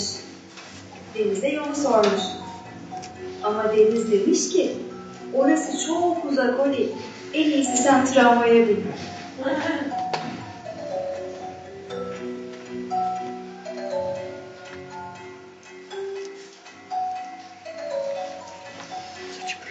Oli'nin Eskişehir'deki son akşamı, 2009 yılının da son akşamıymış.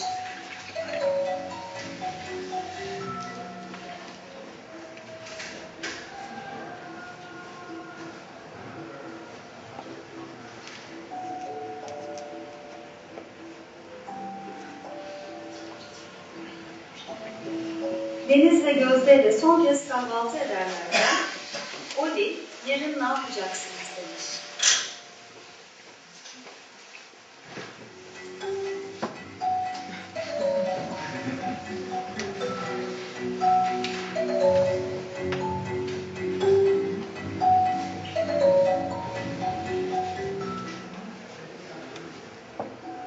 Sonra kızlar ona sormuşlar.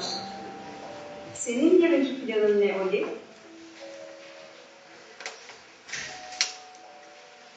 Oli'nin yarınki planı 100 kilometre daha ilerlemekmiş.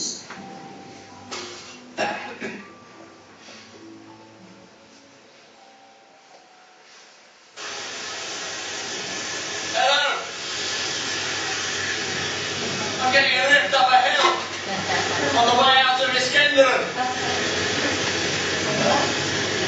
And still perfect.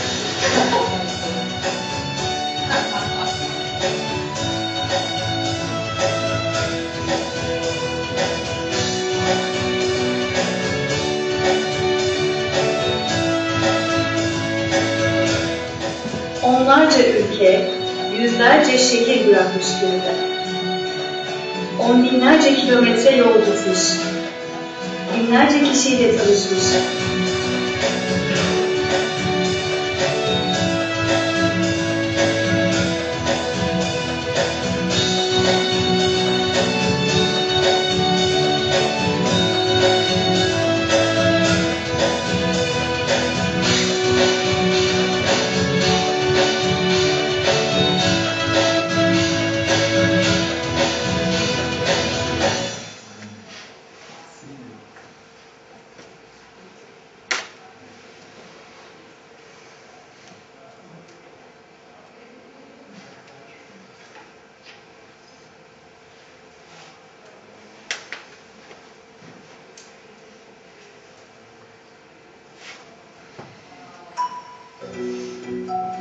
arada deniz ve gözde içinde günler akıp gitmiş.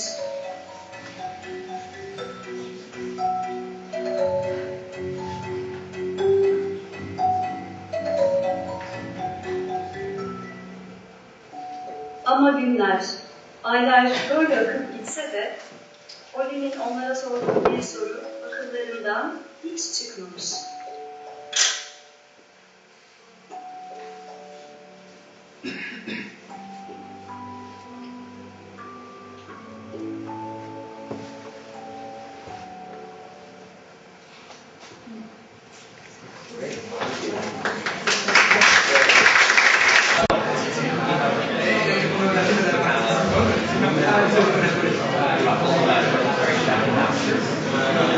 Introduce you to Loriane and Simone. They have just completed a 109 days all around Europe last summer. And they made a video about their journey, which is called The Universal Attraction. And we'd like to share it with you today. And before that, they were going to talk a little bit about their adventure. Yeah, short talk. Hi to everybody. I'm very happy to be here. I'm very honored to be with all of you. A few days ago, Kaze saw the video on the web, and he asked us to be here and to show the video. So we are there. I'm very happy to be here because just to talk about this adventure and how I met couchsurfing. As I said at the beginning, I was just starting couchsurfing by hosting people, and I was in Grenoble, in my little town. I made a lot of meetings also in Grenoble, and that's why also couchsurfing for me is a great way to connect people, even if you're in the same town, and even if you're not traveling a lot with a lot of people. And in Grenoble, we made a first video. My first music video was at a couchsurfing event. It was a tour of a couch. We take a couch outside and we made a tour with the couch all around the city. And it was really funny. The couch had wheels to go to different places in the city. And we shoot a video about it in Grenoble. And 2 years after, I went in Paris for music, and so because I'm a singer and since a long time, and I start to be more a traveler and a street musician, and I think it's also with the help of couchsurfing because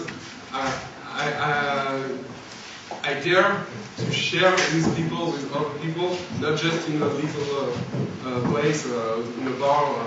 And at Paris, I started playing the subway, and one day I thought, okay, I want to go for a European tour. I met Lorian, and we said, okay, we will do the crazy thing. We will make a street tour with couchsurfing, and we just go with 300 euros for 100 days all around Europe, and just earning money with street music, and meeting some people with couchsurfing, a lot of people, created meetings where we translate a part of the song, the European song, with couchsurfers to make a European song at the end. And so the music video is really something that it's very important for us, and we are very happy to share it with you now. And I hope you enjoy it. And to conclude, I just want to thank you, all the people who work so hard for this website, and all the inspiration you've made for a lot of people like us. And yeah, it's really important to be here and to say that, and to say how grateful we are for this. Thanks.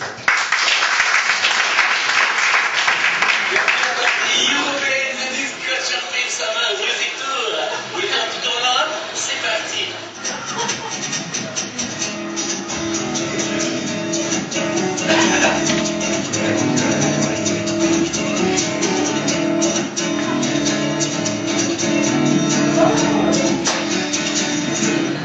Depuis toujours avec le tour.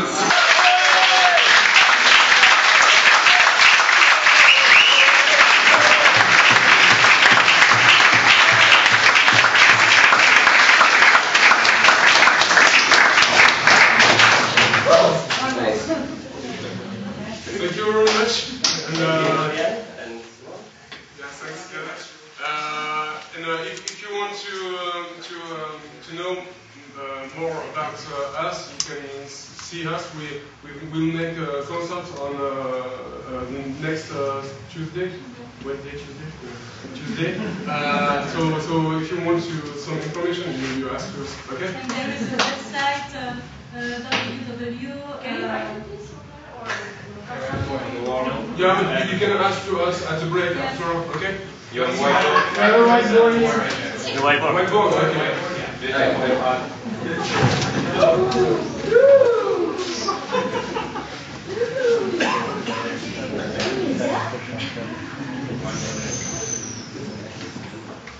So working in here?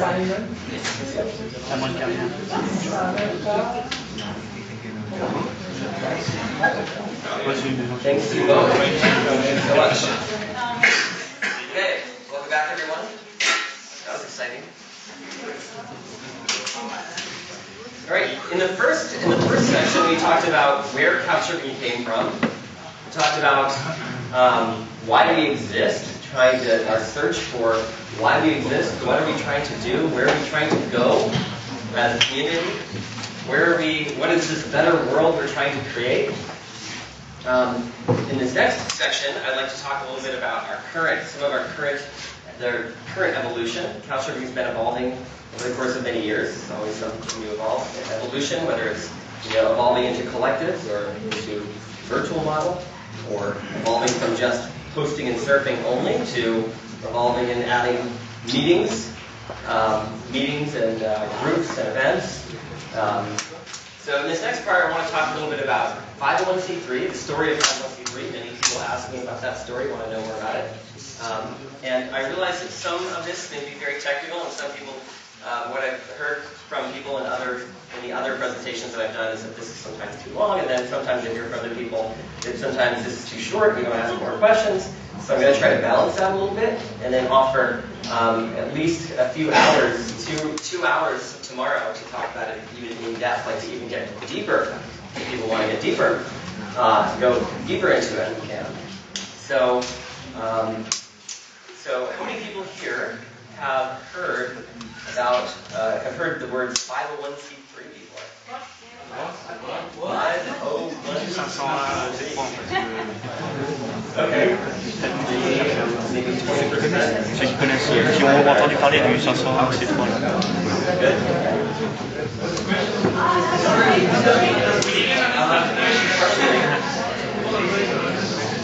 Sorry?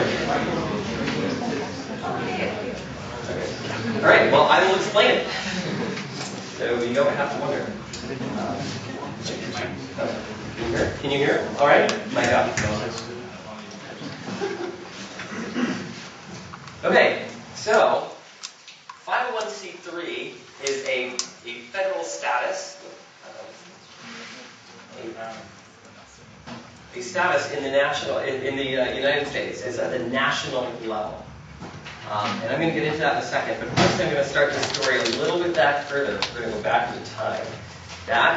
Way back to 2003. It was 2003, it was the summer of 2003, and I was thinking about what couchsurfing was going to be, where is it going to go, and was thinking I really need to put more energy into this and just devote more time to it to really see if this is possible. And suddenly something happened. Something happened, and that was that the very first couchsurfing, using couchsurfing, the couchsurfing website, the very first couchsurfing experience happened ever. And that was a guy from the Netherlands, Aldo. Many of you probably know Aldo. Aldo went and couchsurfed in Philadelphia. in Philadelphia and had an amazing experience, told me all about it. Wow, this is so incredible. This actually works. This is so great. So decided, okay, we have to register this organization. It's time to like make this more real somehow. And so I got on the internet and said, register an organization. How do you do that? And he said, well, you can pay for it. You can pay a couple $100s and you can have an organization.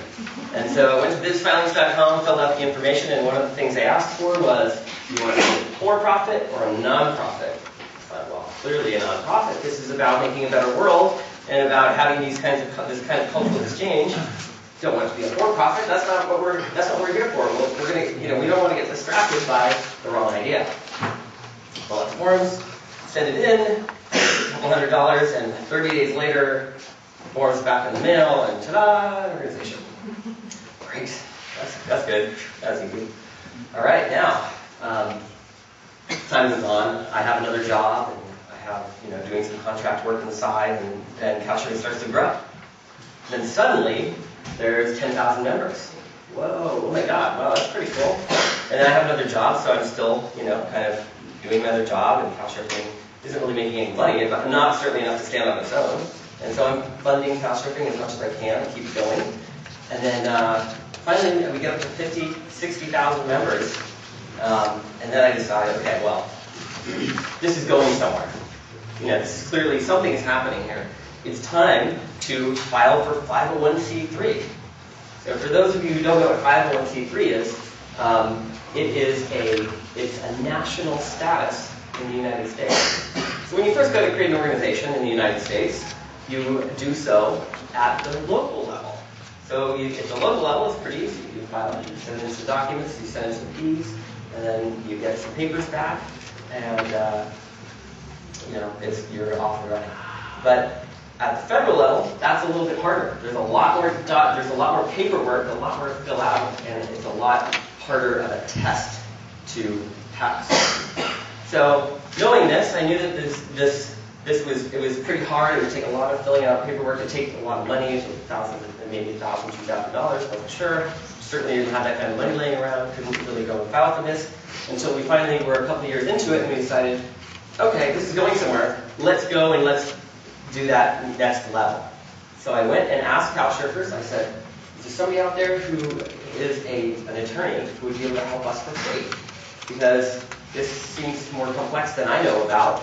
Filing at the federal level is very complex. It's got pages and pages of, all these legal documents, all this legal work. So, yes.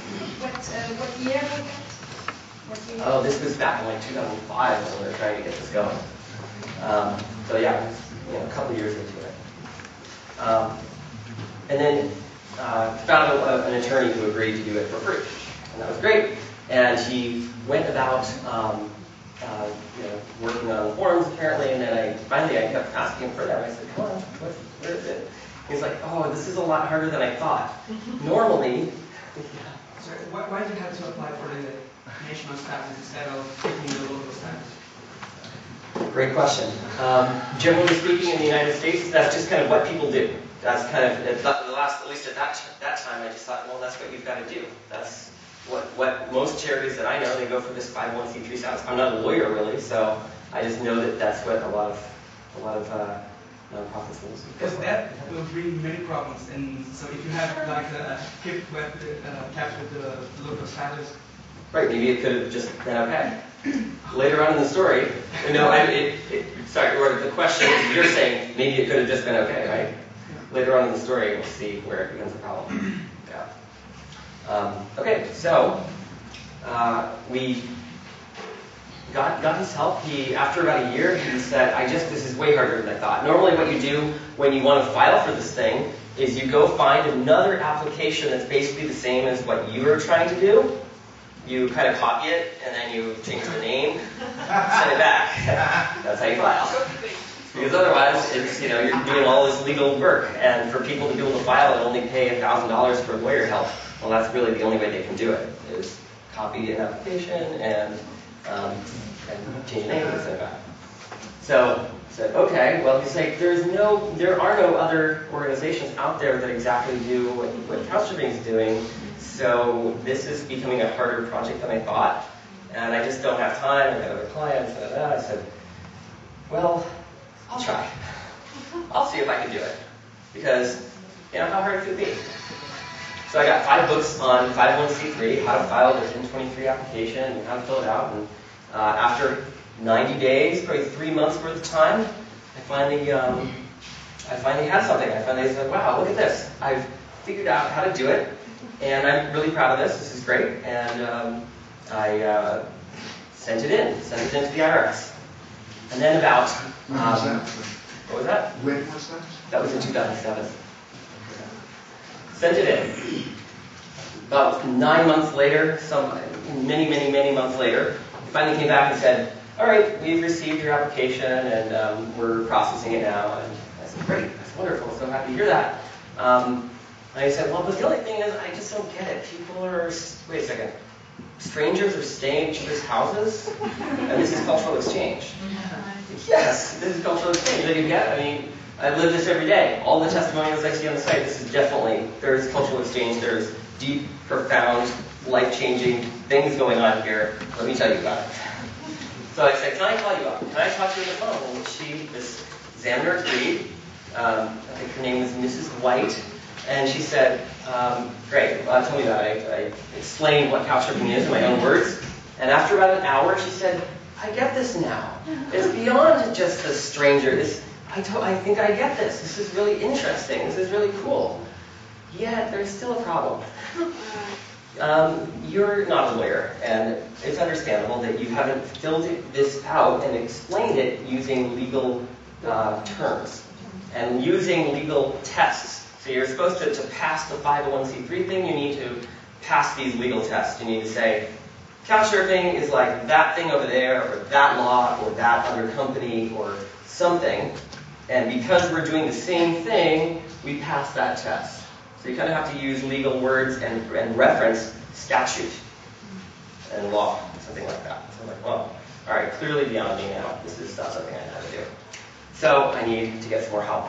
So I asked for more help. I tried to find another pro bono attorney at that time. And right around that time, right as I was finding someone else to help, we actually got a message back saying the examiner is no longer with the IRS. We're going to be reassigning you to another examiner, and we'll get back to you in a number of months. So I was like, oh, okay, well, that's interesting. Finally, got back to us in like 4 months and said, yes, I've been looking at this application. And it seemed like she just didn't have any time. And it seemed like this kind of thing has landed on her desk, and maybe the other examiners, they've been cutting down on the IRS, cutting down on the number of examiners, bad economy, I don't know. But this examiner said, I don't get this. This is just like Facebook. This is just like Facebook. Can't understand this. I said, no, it's beyond Facebook. Did you just check out the testimonials? Haven't you seen like all of these things that we sent you showing how people are having this kind of cultural exchange? And she's like, I don't know. I don't feel like I don't think so. I don't think this passes. This seems like people are saving money or something, staying in each other's houses. I said, well, will you allow us to try to reapply again? She's like, all right, because I found another pro bono attorney who's going to help out and give us a little more time. She agreed. So filled it out again, this time referencing some case law and explaining how this one attorney said, well, explain how couchsurfing is like a research laboratory. We've got to explain how it's like doing research in the public good. There's all of these exchanges going on, and we are publishing this information for the betterment of the world. We're explaining how cultural exchange can happen and it can change the world. So I thought, who is getting this information? Yes, but who's getting access to this information? We would publish it to the world. It would be, when you do research, you would publish it on a website. We were working with other academics. We were working with academics all over the world at that time, from many different universities, sharing the data with them, and they would have findings. So they are going to write papers which will be later accessible by anyone. Exactly. Okay, but the data as such is not accessible by anyone. Right. It would be anonymously, packaged up in an anonymous way. They would have access to that anonymous data, and then they would. I mean the statistics. statistical data and then access to samples of data. Depends on how trustworthy they were and whether we how much data you give them, stuff like that. Yeah, I think one thing you can make an ONG to develop hospitality and dialogue between people in the world. And you make an ONG and you're not government. An NGO. I think we were trying to create the US version of this. Yes. You can do that. It's the best. Okay. Well, it's a big order. You get, you can have people who can give each year what they want with a bank, it's come alone, and ask until you use the money for material, for pay people, and you don't get benefits for yourself, you can have an ONG. Like if you have nothing to pay, for sure. So these are very complex questions or thoughts, and there's a lot of information that we could talk for probably an hour on how you would create an NGO, what is an NGO, and so on and so forth. So I would like to invite you tomorrow. Would you be willing to come tomorrow, and we will have a lot more time to talk about this? Is that possible? Okay. Thank you. So, sent it in, and it came back, and she just said, I don't think so. Again, this is just like a Facebook to me. I don't see how this, it just seems like people want to save money, and it seems like Facebook. I said, wait a second, please just, I really need to get some, couchsurfing was starting to make a little bit more money at that time, and I said, well, I think we can afford a real lawyer, because having pro bono help only could do so much. People only have so much time. So I said, can you please can you give me a little bit more time, and I think we can find somebody who can really help explain this in a real concrete way, in a way that you will understand, hopefully. And I went and I called all around San Francisco, and I called all around the West Coast, trying to find an attorney who really understood these kind of complex cases. Trying to find somebody who could really help couchsurfing get 501c3 status. And called around San Francisco a lot, and I found everybody kept referring back to this one person, saying Sherry Evans. She's the one. She has worked at the top law firms. She's California bar, federal bar. She's super, super expert in these things. She could really help. And so I called her up, and she said, ooh, yeah, what you've got here is definitely complex, because you're trying to do something that has not really been done before, and the IRS is definitely going to be, Who was that? My service. That's what I thought. That's exactly what I thought. And I said to her, well, hey, can't we just use services application? Actually, the service is another hospitality service exchange. Much more older than CS. Right. They've been around and they applied for this 50, status, for this national status in the 60s, 70s, and they obtained this status. So it's not like, oh, it's completely new, it's completely new. No, they have already. So that's exactly what I thought. I thought, and a lot of this was going on me thinking, well, service has it, so we're doing basically what they're doing, but with a database. So we should be able to get it. And that's, I think, a big reason we were just pushing ahead. And so some people could argue and say, well, it's not exactly the same. You could say, well, there's an offline and an online component, maybe. Service is talking about peace. People are there to talk about peace, and that's I think their application really went in that direction. But when we were searching for it, we couldn't find it. Their application was from the 1960s. And the examiner said, we can't find it either. And it's back from a different time when the 501c3 code just worked in a different way. People just got things under different circumstances. So we said, ooh, okay, well, there's nothing we can use there, or can we get that somehow? And they said, well, from what we can see from it, we don't think that they would even qualify today based on the code as it is now. I said, oh, that's really interesting. Wow. Okay, that's interesting news. So then I called up Grant Barnes, or actually I sat and talked with him, and I said, Grant, I was in New York, and I said, Grant Barnes is the attorney for Service. I said, Grant, I've heard that there's this problem, and he's like, oh yeah, actually we have the same problem. We've had this problem, we've known about this. We moved our office to California. We wanted to move Service, the organization, from New York to California, but we couldn't. We're worried that if we tried to, we'd have a problem. The rule goes like this: when you're trying to move from one state to another, you have to reapply for 501c3. You can't transfer it. You have to reapply. So they were in a situation where they basically can't move from New York to California because of this. How come if there's 501c3 the federal status, how come? That's just the rule. That we found that out right away. Because we were in New Hampshire, and we were not even operating there. We were operating in California, and so yeah. Well, why were you actually in New Hampshire if the seat of the company was actually in San Francisco? No, I grew up in New Hampshire. Okay. I just registered it where I was, where I grew up. Okay. Wherever I was, that's where I grew up. And okay, and then by chance, couchsurfing moves to the West Coast, right? I wouldn't say exactly by chance. I mean, there is so much going on for tech and nonprofit on the West Coast. I mean, clearly tech is huge for tech. That's a great place to find tech resources. And then beyond that, there are probably 3 nonprofit centers in the country, and that's like DC, New York, and San Francisco. So it seemed like that is a really good place. Lots of reasons, but those are some of them. Yeah. So if it did not work with non-profit organization in the US, why didn't you try another English-speaking country?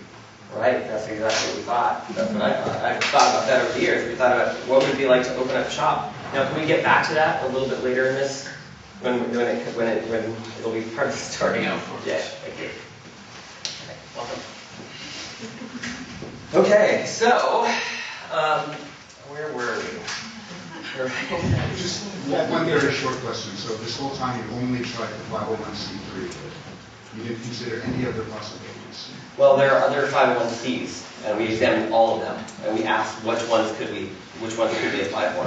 And they said the only possibilities, the only ones that seemed even remotely possible, would be a 501c3 and a 4. Who is they? Lawyers, the IRS. I'm sorry, but you have still not explained, maybe you're going to do it, but why changing the status? Yeah. Yes. So you have lawyers and you couldn't explain why it changed from a local status to a national status. So it's usually already was incredibly complicated and spend money and why? So why apply? Okay, so yeah, let me answer why. What are the benefits of 501c3? There are benefits to it. Yeah, tax exemptions. Yeah, the biggest one that people know of is usually tax exemptions. So that you can, when someone donates money to the organization, they can write it off on their taxes. At the end of the year, they can say, okay, well, I've donated $1,000 or $100, whatever, and I'm going to subtract that from my taxes. So the idea is maybe we can get more donations from the US.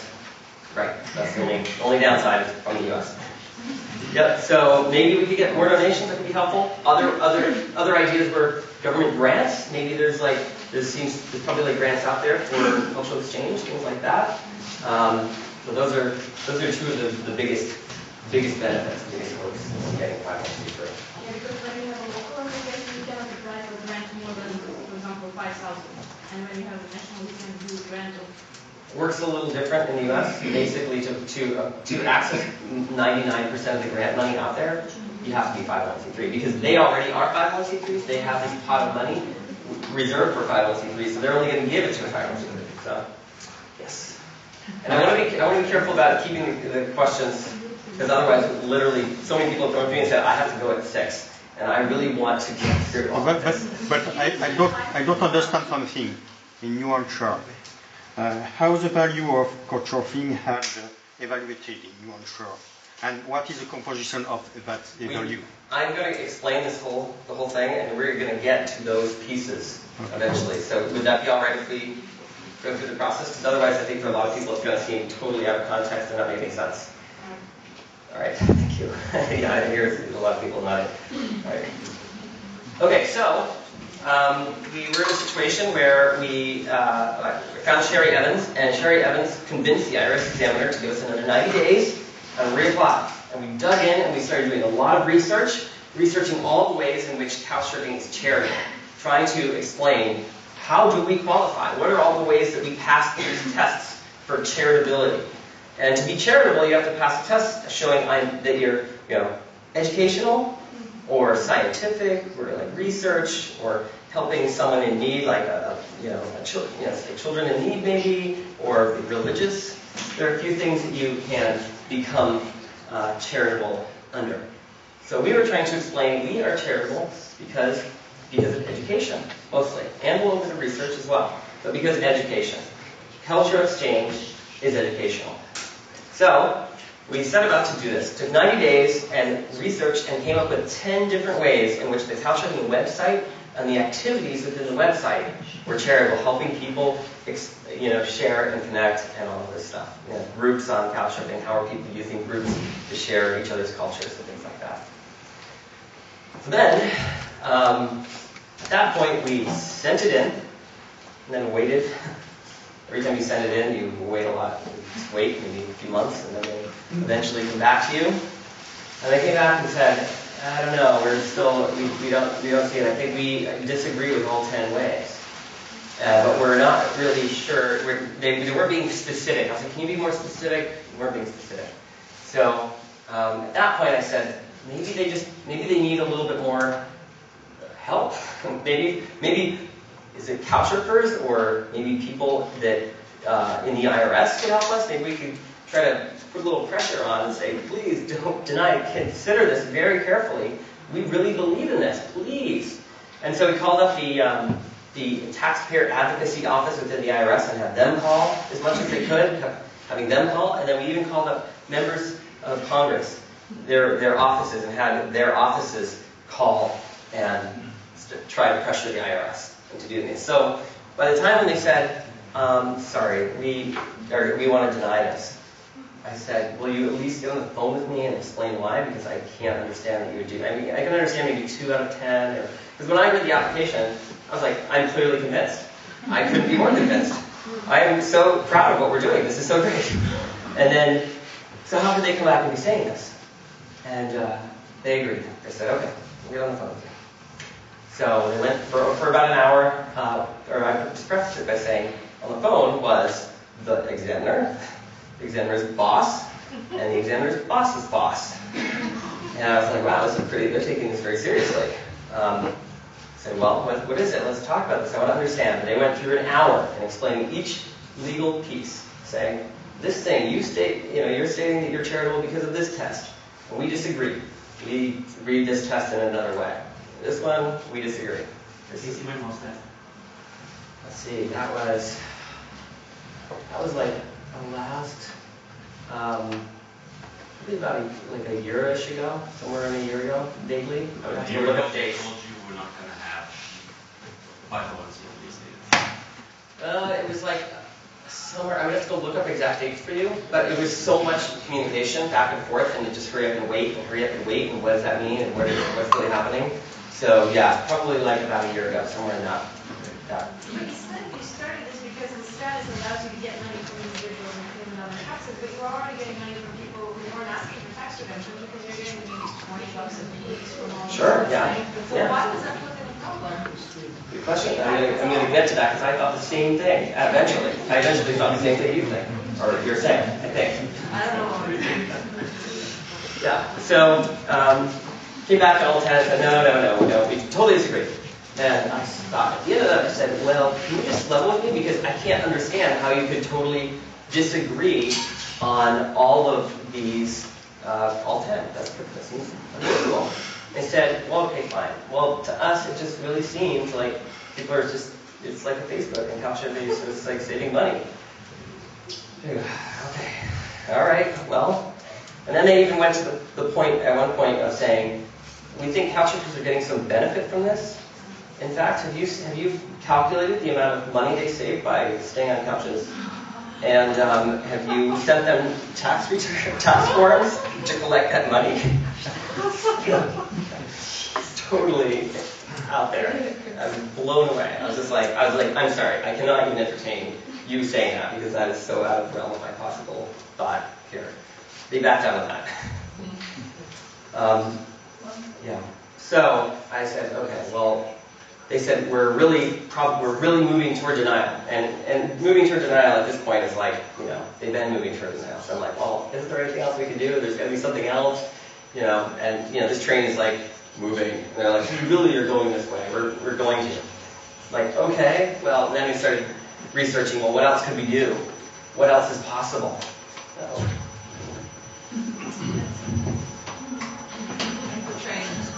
what? It's a train? Oh, it's like a train going by? No, denial train. Uh-oh, let me see.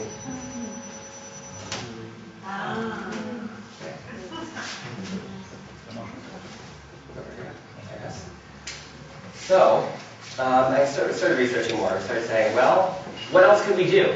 If they're going to move to denial, there must be some way to stop this. And then we found out that, well, you could appeal it. You could take the IRS to court. So we thought, take the IRS to court.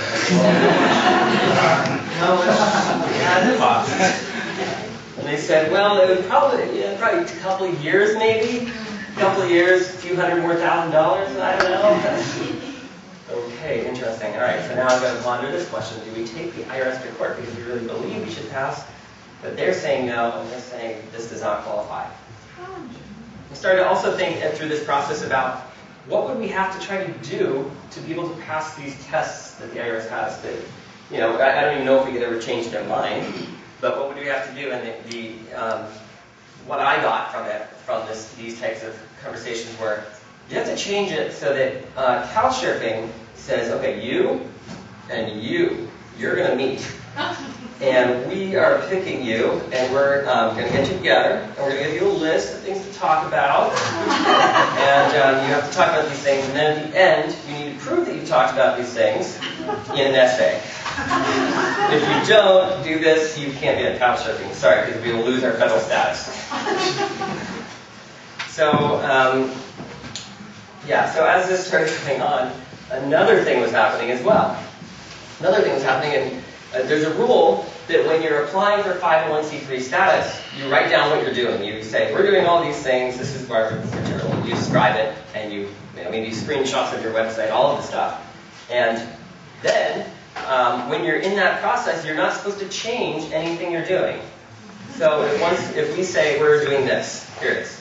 A year later, we're like, oh, we've got this great idea, let's do that. We're like, maybe we shouldn't, because the IRS might see that and say, that's not part of your application, you can't do that. Or they might say, you changed this thing. So therefore, because it's so different, maybe you change the front page and they think it's different, I don't know. So because it's so different, we can invalidate the entire application. We can just say, sorry, we're done, you have to start over. But don't want that. So really want to be able to keep changing the site. Really want to keep updating the site. And the idea of spending 2 more years going to court and not being able to massively update the site and move it forward and do big changes, that starts to sound a little bit problematic, especially when there's so many other great opportunities out there for all of us, travelers and hosts, for different things that kind of overlap on couchsurfing a lot. There's so many different things that are really, really, really awesome. Really awesome opportunities. So couchsurfing is, I just kind of can see it like, we can't make any changes, we're not developing fast enough, we're not going to meet the needs of members if we keep going like this. So that was kind of going on. And we said, well, getting back to your question, maybe we don't need the federal status. Maybe we could just let it go. Because now that we're into this, we thought we could innovate. We thought we could keep changing and evolving as an organization. With 501c3, we get some other grant money, and hopefully that would, yes? So didn't you, after it failed with the IRS, didn't you consider moving back to the local status as a non-profit organization? Yes, exactly. That's exactly what she was wondering. Same question, yeah. So we thought, okay, we should be able to just, well, we've been operating this long at the local level, and what is the national level really going to give us? So we started doing, we did some surveys with couchsurfers, like how much more would you donate if you knew you were 501c3, blah, blah. And it came out to, it was like, 5% more, or something very small. It wasn't like 10 times or more. It was a little bit more. But nothing. First time, it's interesting, it's the first time I heard about this survey, because I'm pretty involved in this stuff. So when was this done, and can you survey? Because the research team did it. They asked a lot of questions. They did like a 2,000 person sample using the website. Yeah. And you asked people if they were willing to donate, if that would prevent going on profit? No. The questions were more like, if there were many questions on it. Yeah. But one of them was, with 501c3 status, and trying to ask in a way where people would really it would be like, I don't know what that is, it doesn't matter, but explaining what it is, explaining the benefits, how much more would you be willing to give if we had 501c3 status? So there's questions like that. Yeah. Also, many people don't have coach, don't really need people to speak, and if you put accent on the speaking or the meeting, and coach is it's option, but it's not you know. Not the main focus. You understand what I mean? Non, Yes. si on met l'accent sur le dialogue, sur les échanges, le canapé, c'est une option. Yeah, she was just saying that if we just put the main attention and focus on the cultural exchange and dialogue, the surfing part of it is, well, the couch could be just optional. I'm not sure which one to say by that. Yes, but we have to they ask to prove it each time we meet by this kind of. So yeah, I was wondering the same thing. And we actually hired a grant researcher around that time saying, well, what grants are available out there? Maybe the federal government, should we take some guys to court? What kind of grants are available? And they went and did a few months of research, came back, and said, okay, we found 2 grants that are clearly cultural exchange for $60,000 about. Not too much money. Most of the other ones out there, you have to apply to big foundations, and you have to hire a professional to support them for a couple of years, and then maybe get some money, but it would only be a few $100,000. Why did you need the more money? Good question. Yeah, great. You're right. So. Yeah, especially as couchsurfing is growing. I mean, maybe it's growing in developing countries where people can only give you a penny, but seriously, if there was a thing posted, couchsurfing will not be able to continue to exist unless you send us one penny. Like, all those same things. Okay, fine, I'll send it. But A couple questions in there. well, I don't know, but One is maybe people could all donate money and save couchsurfing. we're a real problem. But that's it. The main question: why did you need more money? Okay, so this is a philosophical question a little bit. It's really not real. Was the people trying to make a website that needed to be paid? Did you need food? Did you need was it servers? There's all of those things. As couchsurfing is growing, we want to have like professional service. We want to like meet the needs and the things that people are asking for. People are asking for so many different things, and we're constantly never able to meet all of those things. Running around and there's like everybody's doing 4 or 5 jobs at once, and people are I don't think happy with the server uptime. How many sysadmins do we have hired who can actually watch the servers and fix problems as they come up? How much of a commitment can we get from those sysadmins as bugs are coming up and preventing people from using the site or tools? How quickly can we get those fixed? How many hours of developer time do we actually have that will actually translate into meeting those needs? It goes further, but I was going to say by philosophical, what I meant, and I'll just say this very, very quickly. I think that people have this. Some people think maybe couchsurfing should be a server and closet. Just kind of leave it as it is. We got some code, we got some services. Kind of leave it, and it doesn't need to grow. It doesn't need to do anything. We just said let be. Some people are like, I want to go explore the world in all these ways and do all these things. I've got all these ideas. Here's a list of ideas in fact. Let's do these things because this would really change my experience. This would make me better. So there's a little bit of a gradient there, and so some people are more like, hey, it works fine. Just leave it alone. I can send a message. I can receive. That's fine. So. Oh, so it's a case of research. Well, That's the one. research is just someone showing us what listening. I want to travel. We can't understand what. No. I'm sorry. Nobody understands you. Can you slow down? So I was just trying to explain that some people would be happy if couchsurfing existed on very little resources and do very little things, maybe just very basic, right? And some people would like couchsurfing to exist and do all kinds of other things. They have all kinds of other ideas. Yes, a question. What's $1 million of revenue? Can we get to that when we're to the point in that? Okay, that's if it was not enough to cover all the expenses, all the costs, and the financial cost of growing, which, in my opinion, I would say is enough. Maybe you've got a different opinion. Depends on how you slice it. What's The that? finances on the site say it was enough. At that time, when we were running collectives, then it was enough to pay for food and lodging and some rent and some internet, then yes.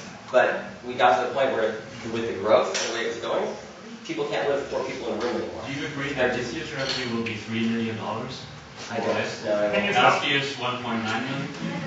It'll probably, I'm guessing it'll probably be closer to like 2.1, 2.2. Okay, the official statement, okay, 2.1 million last year? Can you stop taking questions till you're done with the presentation? Can you finish the No, presentation? because we're on this subject right now, because Casey said he needs more money, and this was one Surely of you the can reasons remember for half an hour, if not, we have pens and papers. No. Try to balance it out. I realize some people have very specific questions and they want to get it. You brought it out. up. You mentioned, Casey, you mentioned that we didn't have enough money, and some people wanted to couch surfing have very little money. And we're talking about $2 million last year, $3 million this year. We're not talking about little money. We're talking about. Depends on who you are. If some people would say that sounds like a lot of money, and some people who are trying to run an organization that has that many servers and that many people trying to attend to needs would say it's not very much. Okay. I just wanted to bring up these figures because when you Those say very figures little are- money, keep couchsurfing very small, it's all relative. For you, it's small. Most people here, I would think that $3 million sound like a lot of annual revenue. That number's not correct, first of all. That number's not correct. 2.5 to 3. Less. So when are you going to publish the revenues of 2010? We have. Anyone who's asked for them, we've sent them a statements. When are you going to publish it on the site, on the website? This is a bigger question that is a philosophical question about B Corps, and we will get to that. But at that time, couchsurfing was not a B Corp, couchsurfing just... This is the kind of conversation that can devolve and go in so many directions, and we won't get through everything we need to do today. There will be 50 simple questions. Yes. And people have literally come here to hear, and that is for tomorrow. We will have, we're reserving so much time. Let's talk it all out. Let's get deep into it. Let's do it. London was also for tomorrow, and these questions were not answered the day after. So we can expect that if you tell us today that it's going to be for tomorrow, tomorrow you're going to tell us you're going to get back to us. I think we have time to ask any question that people wanted in London. We have hours. Please don't undermine the presentation. There are only 30 minutes remaining. So please, only 30 minutes remaining. So listen together now. Well, if you could just answer the questions, it would go much faster. Exactly. Saying, no, I'll tell you later, which he's been telling us since the very first conference in Montreal. Come tomorrow. We will get deep into it. Tomorrow, I'll send you my email. There may be some questions that I can't answer. I have to email you. I need a little time to. That is possible. But most of them I can answer. I know. I've been steeped in this, and I can definitely answer. Je suis désolé, mais j'ai perdu le fil. Là. Je suis désolé, mais alors, je ne sais plus où on en est dans les millions de dollars. Yes, yeah.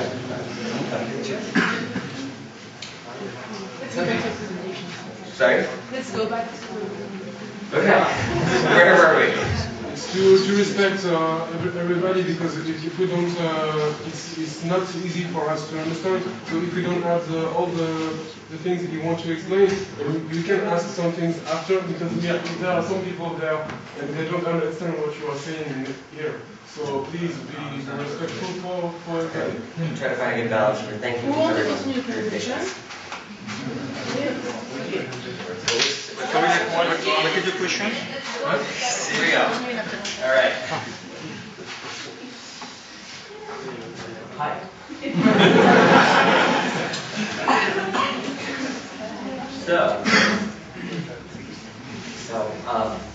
All right. We were at the question of like, couldn't we just? Maybe we don't need the federal status. Maybe we could operate at the local level. Absolutely. You know, maybe we don't need this special thing, and maybe people aren't going to donate that much more anyway, and there aren't these government grants we thought that were available. Most of the ones that are available are for people with special needs, like maybe somebody who has a disability. You could get a grant for someone with a disability or handicap or whatever you want to call it. That money is available, but now we have to use that money specifically for building something in the site that would be for that. So it's a lot of extra, maybe it's a little off of our vision. We want everyone to be able to participate, but it's a little more specific. So, okay, that money's not there. Maybe we just operate at the local level. So I said to our attorneys in New Hampshire, it seems like we just want to operate at the local level. It will give us more flexibility. We won't be constantly asking the IRS, hey, we want to do a ride share program. Can we do that? And then the IRS says, ride sharing, what's that? Is that charitable? That's not educational. I'm like, okay, same thing over again. So we'll just operate at the local level. So ask the attorney, can you check to make sure we can do that? And I said, well, there's no, in New Hampshire, it's such a small state, we don't have, I can't find the law, there's no law about that, it doesn't exist, or I can't find it anyway. And I said, well, that sounds like we should go ask the local officials, we should go ask the state regulators what they think, if that's okay. So he went to do that, asked the Attorney General's office, and said, hey, we just want to let you know we're just going to operate at the local level. Is that cool? I said, oh, actually, funny you should ask. Because we've been actually thinking the same thing about couchsurfing. We were kind of waiting for the IRS. We're just like kind of saying, the IRS comes back and says it's charitable, that's great. But we've been actually thinking the same thing. Hosting and surfing, we kind of understand how this is a charitable activity. We're used to maybe some more traditional. What I got from it was we're used to more traditional organizations, and this website, it's not providing a direct benefit to New Hampshire. New Hampshire is a very small state. Our attorney explained to us that New Hampshire doesn't have any taxes. There's no sales tax, no income tax, and so there are not a lot of state programs, like state programs for people who need help. And so the state looks at nonprofits that are there as an extension of state government a little bit. Like, we need you to help do these state services, and consequently that kind of shapes how they view what are the nonprofits doing in the state. And so the idea of the couchsurfing is there are some couchsurfers in New Hampshire, absolutely, but it's not really doing something directly in New Hampshire for New Hampshire residents. So they said, oh, we're not really even sure if this is charitable. And I said, well, okay, can ask them what should we do? If they don't think this is charitable, I mean, what do we do? And we went away and talked about it, and came back and said, it seems like they would be happier if couchsurfing wasn't a nonprofit in New Hampshire. What? That's really interesting. That's news. That's totally news of the century. Well, what should we do? And I asked our attorney can we talk to them? Can we have a dialogue with them? So we started opening up a dialogue with them. And we started to try to understand what they wanted and what they needed. And through that dialogue, it seemed pretty clear that the answer was going to be leave New Hampshire. Okay. It's so American because they transferred them to create something in states forever. Well, for 99% of the states. So they basically said, well, it's okay, it's even more complicated than that. We said, well, what does that mean? What do we become, or where do we go, or what do we do? And they said, well, a couple things. This is our lawyer who said this too. A couple things. You're going to have to figure out what you want to become. And you've got to figure out, there's a law in New Hampshire that if you've put money into a charitable resource, then you can't just go somewhere else. Right? You can't just leave and go somewhere else. That wouldn't make sense. Like if a nonprofit owned this speaker, and I was like, we'll just put it, give it to another organization, some other, wherever. So no, you can't do that. But you've got to, what's the speaker worth? How much how much is that worth? And you'd have to exchange the worth of the speaker.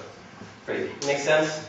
So we're like, oh wow, what is this going to mean? And we started asking questions about this, and it seemed pretty clear that they estimated that it was going to have to, $1 million. It's going to cost a lot of money to do this, and then they also said you can't pay for this with donations.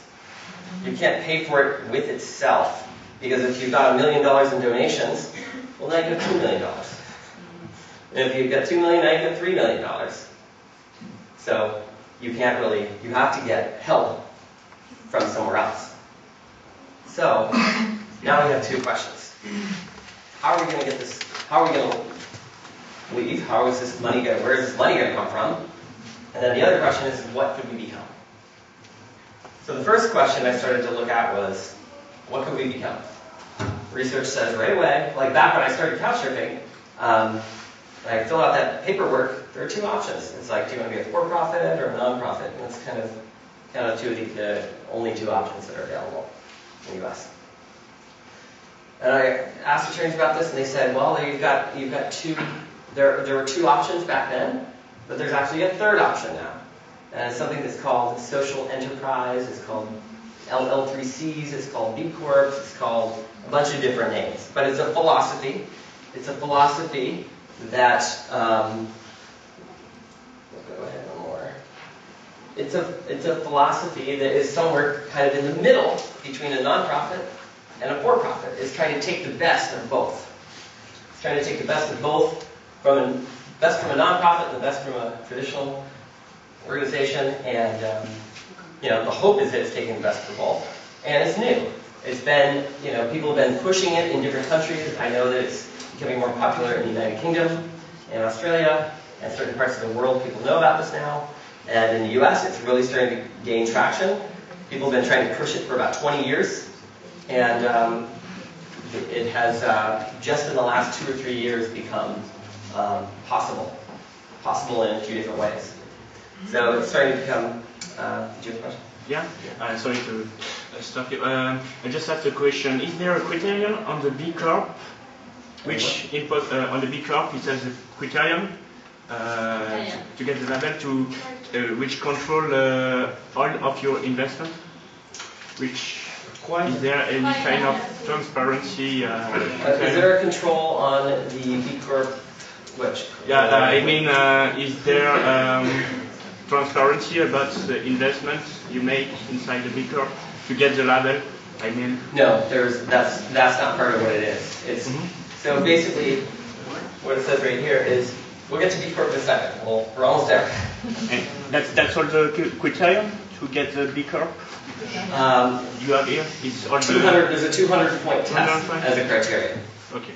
But before we get there, I want to say that we researched and we found out there are two types of organizations that are in the middle between a nonprofit and a for-profit. They're trying to take the best of both. Number one, there's an L3C, which is a low-profit limited liability company. And number two is a B or benefit corporation. A couple different models that can be done there. And so first we... Are you saying B Corp and benefit corp is the same for you? We will get to the differences. We will definitely explain the differences. Because you presented it as one, which is not. For some people that get into the very details, it's different. And some people that are looking at the philosophy, it's the same. It's the same, going to the same goal. One is a legal form and the other is there, yes. Yeah. Minor detail. Yeah, it's an important detail. So, we'll look at the L3C at first. Maybe we can do that. And it turns out, no, you can't, because you need to have a charitable outcome or a charitable goal or further a charitable purpose somehow. And couchsurfing was already told by the IRS, no, hosting and surfing is not a charitable activity. So we would not be able to qualify under the L3C. That leaves B Corp. So we checked out B Corp and benefit corps. There's this whole ecosystem of organizations that are trying to become, it's in the social enterprise world. It's organizations that are trying to do good things for the world and trying to use the power of a market or power of a product or service or something like that to generate benefit. So, we started to look at that and started to ask ourselves, could this model work for couchsurfing? Is this possible? If it can't be a nonprofit, what else is there? What else would work? We certainly don't like the idea of a for-profit organization. That doesn't sound good at all. That's not why we exist. Could this work? And the more we looked into B Corp and the more I talked to people, I started to think, actually, I think this could work. This could work pretty well. It could match kind of what we're trying to do and could maybe generate even more output for reaching our vision. So, then we started to look into, okay, how could you create a B Corp? And I think what you were asking about was there's differences. The differences between different types of B Corps. All B Corps have the same philosophy. The same philosophy is, how do we make this better world, and how do we ensure that we can get there? What methodology are we going to look at to judge ourselves or whether we're trying to make that better world? Now, the number one thing about a for-profit organization, a regular for-profit, is you basically have to focus on profit. That's the whole idea of a for-profit. For-profit, if you're not focusing on profit, then somebody could sue you and say, what? You didn't maximize my profit, so I want sued. And so people are running around scared of, I'm going to get sued if I don't maximize someone's profit. The whole idea, the whole philosophy about B Corps, benefit corps, all of that is to make sure that doesn't happen. It's about creating a better world through multiple bottom lines. By focusing on multiple things at once, it makes it so that you can care about members, community, the environment in many cases for many people, and your vision, your mission. You have all of these things you care about. You're basically saying, I don't care about that one thing, I care about a lot of things. So that's the whole philosophy about B Corps. Now, B Labs is the organization that's really trying to push this and has really started to gain traction around the country of the United States, by really getting somewhere with this philosophy. They've been trying to push it at different state levels. They've been trying to push it at the local level. They've been trying to push it at a national level. They've been trying to push it in every way they can. So until recently, there were only like 1-2 states that really allowed benefit corps to even exist. There before, a number of months ago, now there's 5. But before, a number of months ago, there were like 2. It's like Maryland, and then like Vermont, and then like the Sioux Indian Reservation in like Wyoming, and kind of some very random states that not many people In our platform? Did it pass? Yeah, no, it didn't pass. I know it was on the governor's desk. I haven't tried. Yes, and so that one's actually, it's the same kind of philosophy, but it's called something else. It's like a multiple purpose company or something. Okay, so legally, CS is a traditional corp that has maximized profits and everything. No. So legally. You No. have No, not legally. But legally you are a C corporation. So because you have legally, 2 options. You are either a non-profit or you are traditional corp. And legally you are a traditional corp. so B Labs has pioneered a new way to do this.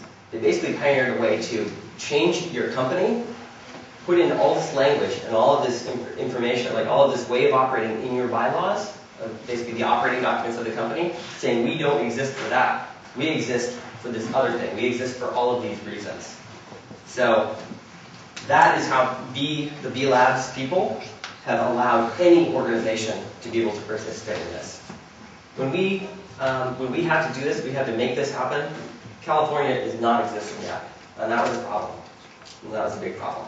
So now we're looking at this legislation. I'm going to be watching this. I don't know if it was signed into law by the governor yet, but it's very interesting. So I have to look at that and see what's possible. But we needed to do something. So we needed to basically use their alternative methodology to do this. That make sense? Okay, but if California approves the benefit corporation, can you promise that you I don't know. from a traditional corporation to a benefit? I don't know what that language says. I have not read that bill. That bill has changed so many times. But you've just told us that it's the same philosophy. Yeah. You've told us it's exactly Right. So the same thing. So how on can you not tell us philosophical, that you're not in favor? on a philosophical level, I'm in favor. Absolutely. On a philosophical level, I'm in favor. But I need to look at that bill to know, is it possible? Can it be? That's the thing. Why did you not choose one of the available ones? Basically, when you ask a lawyer, let's go do some law in Maryland, they laugh at you and say, what? No, there's 3 places you can do law. Lawyers know these 3 places, and any other place is not going to be possible. New York. Companies in America? There are local companies, but if you want to do something that's big and international, then basically lawyers will say New York, California, Delaware. Those are the 3 that they will accept. Or London, perhaps? That's a good question. That's a could we move to another country question, right? Yeah. Yes. So, during this time, I was asking myself the same question. Maybe we can move to another country. And in fact, years before that, I asked the same question again, as well. I said, maybe we could open up collectives in multiple countries. Maybe we could open up permanent collectives in all these other countries. So we did thousands of dollars of legal research trying to figure out, could we do this?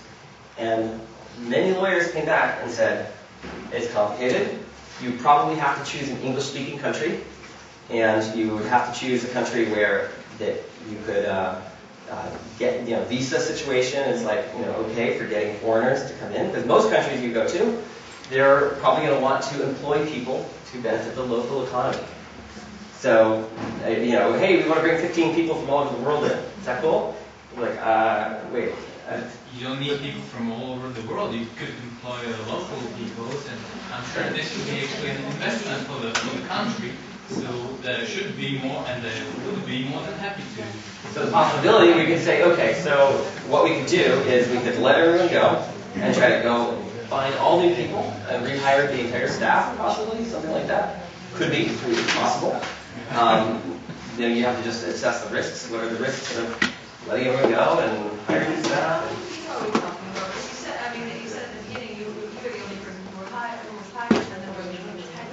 Oh, sorry. Yeah, we got up to like about 30 people. People in the U.S. continue working in on the U.S. collective and then have other collectives in other countries. Or the legal base in another country with a few ambassadors in that country paid and then just have the people functioning in the U.S. So there's all these possibilities. Like we could possibly leave some people here and we could possibly open up this other country. We got to figure out what that would look like. Are the laws conducive for 5 years in the future, we're going to be okay, or we're going to be in the same situation again? A lot of big questions to answer.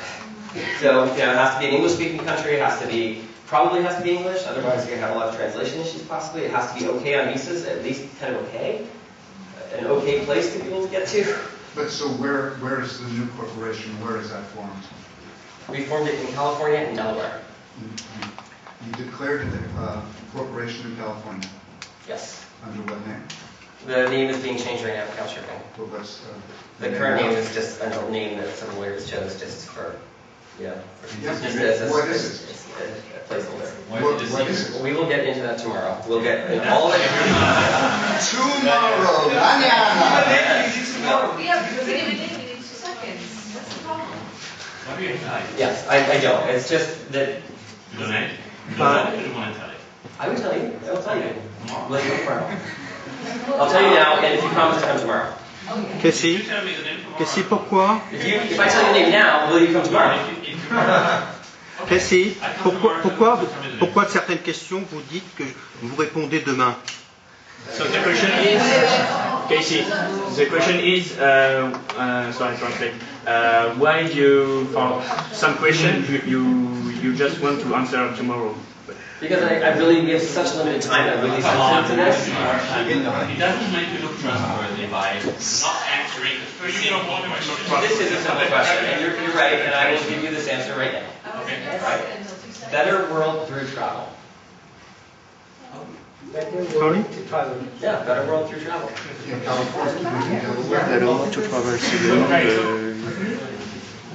All right, thank you. There's so much more to cover, really, seriously. I want to respect everyone's time here and invite you. I will sit down with you for hours tomorrow, hours and hours. Literally. Okay, so these questions can really these are really tough questions. They really are tomorrow. Please do that tomorrow. Okay, how about locking the question thing? Please, can you stop answering them and just continue? That would be great. Okay. Especially the question that really just make a point and not ask questions. Thank you very much. Thank you, everyone. We will get through this. Doing great, Casey. Doing great. Thank you very much.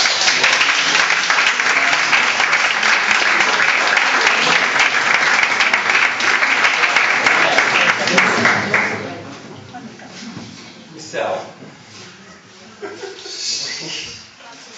we had an identity crisis at that point. We had a big identity crisis. We've been going along like, we are a nonprofit, whoa, yay, everything, woo, and full speed ahead, and then to get to this point where like, no, actually that's not going to work. Sorry. That path is not possible. I don't know if you can imagine finding that out and what that day is like after everything you've said in your entire life and everything you've thought and everything you've been going for is kind of like invalidated. It's not possible. That's a hard day. It's a really hard day. Especially when you feel like you've made so many promises to so many people about this is where we're going, this is how we're getting there, and this is our vision, and this is how we're going to get there. So, big identity crisis. started looking around at this time and started to find out that we are not the only ones in this situation. Many nonprofits in the United States are less and less money available. Less and less money available makes them all looking around for like, what else could we do to raise revenue? No donations. People aren't donating. So maybe we could do some other activity. Maybe we could sell t-shirts. Maybe we could sell another service. We could do a bake sale. I don't know. What could we do? There's got to be something we could do. And then the IRS, of course, would say, well, that's not a related activity. You can't do that other idea you have because it's not a related activity.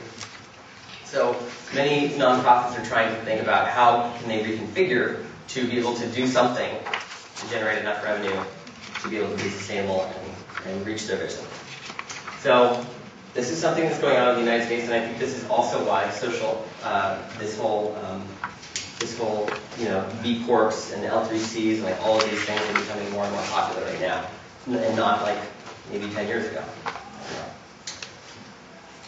So that was the answer to one question. The what could we become? We were like, okay, B Corp, that could work. That could be a good way forward. Maybe this would seem like a possibility here. Now, next question was, how are we going to find a partner we could raise like somewhere around $1 million or something? How is that going to happen? It's got to come from outside of couchsurfing. It can't come from inside of couchsurfing. So we can't go to members and say, hey, would you donate to this or something like that? That exact model, that's not going to work. So what do? So I started asking people that I knew. Started off tapping my network of people to say, what is possible here? What could we even do? And one thing I got back is, well, you can try to maybe do a loan. Okay. What bank is going to give you a loan, though, where all you own are a couple computers? That's probably not going to happen. Sorry. Okay, well, that's not going to happen. So I started looking around for partners, and I started asking people that I knew. When did you start the process of asking around? Toward the very end of last year. Oh yeah, sorry people. Sorry. Tomorrow, yes, we will answer all of those things tomorrow. I apologize.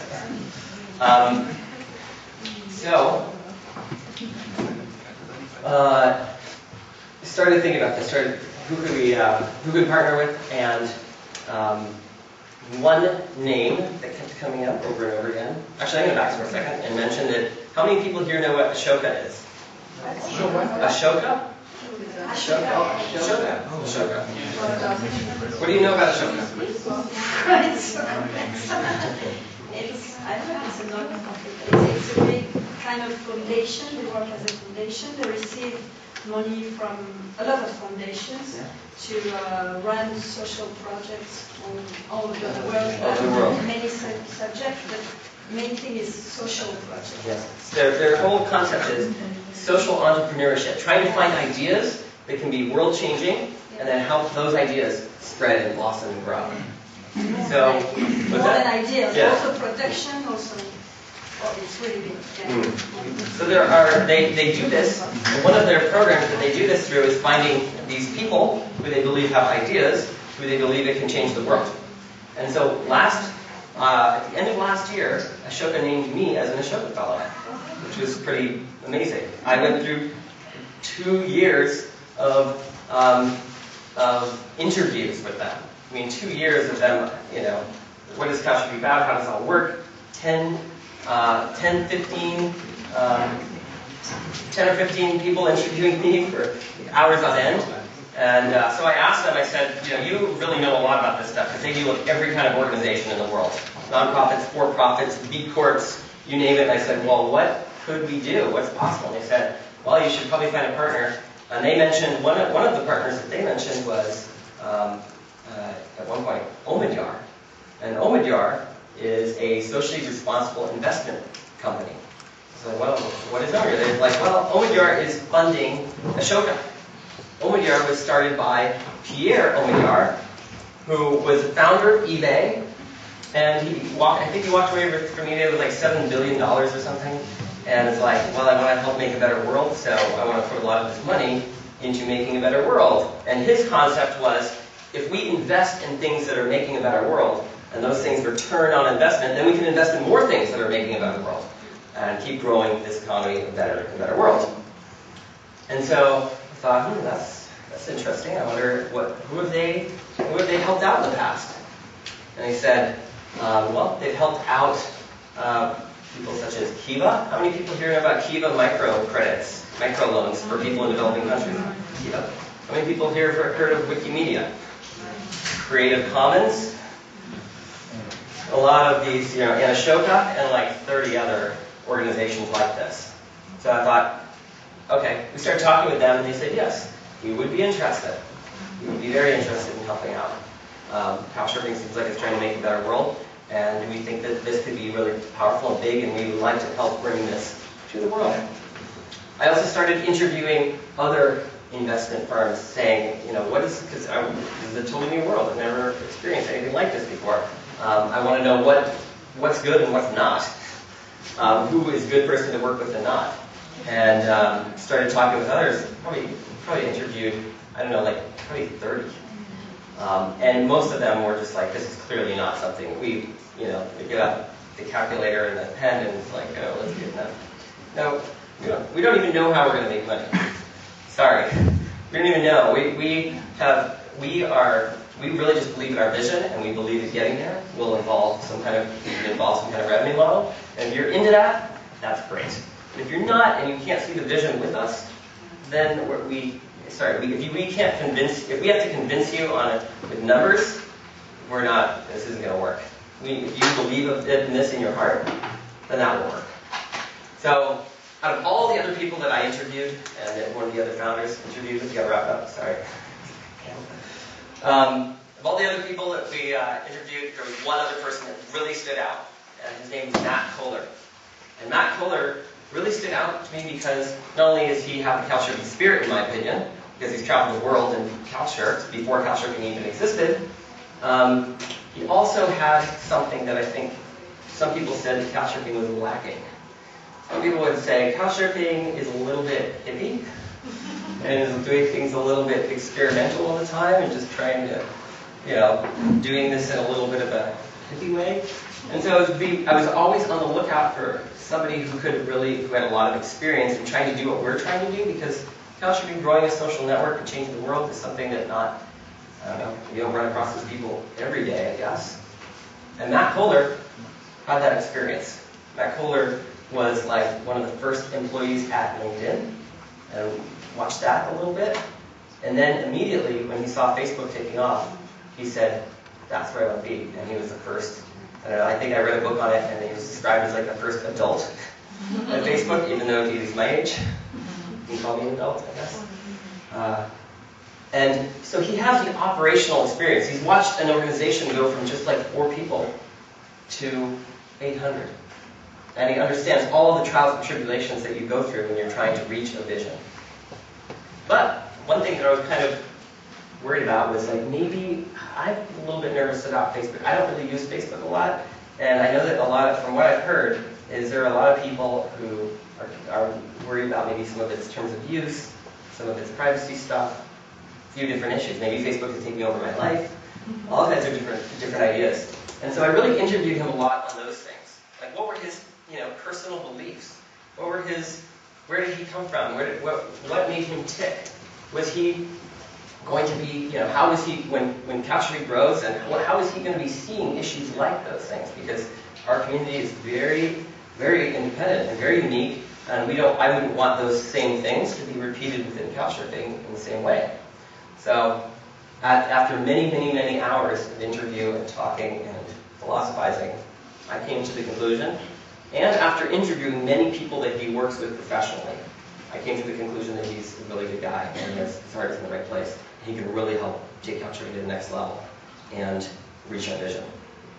So we were able to finally, after didn't know if this was going to work at all, up until the last second, literally, we didn't know what was going to happen. We thought this was just going to maybe not work at all, maybe fall apart, maybe we'll have a way forward, maybe not. So it was constantly unsure.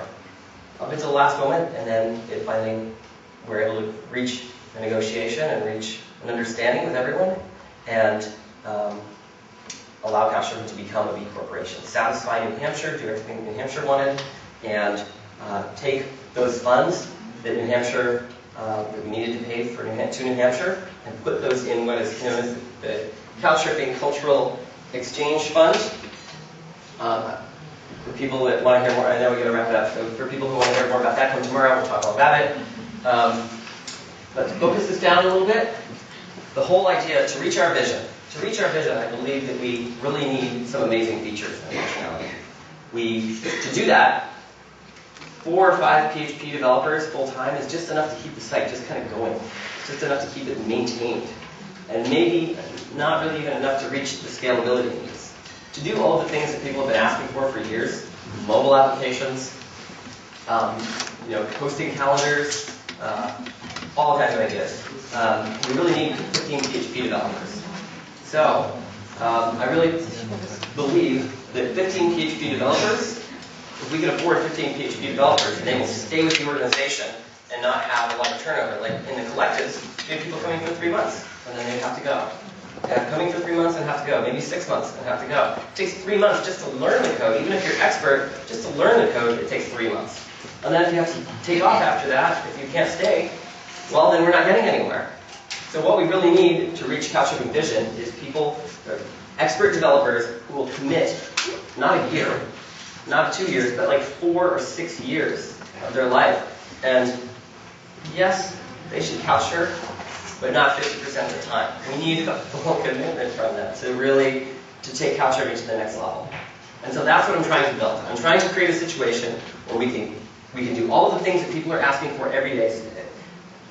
We have so many ideas, endless ideas, and I'm really trying to meet those ideas, trying to get those things done. So I believe that hiring these developers and sysadmins will get us there.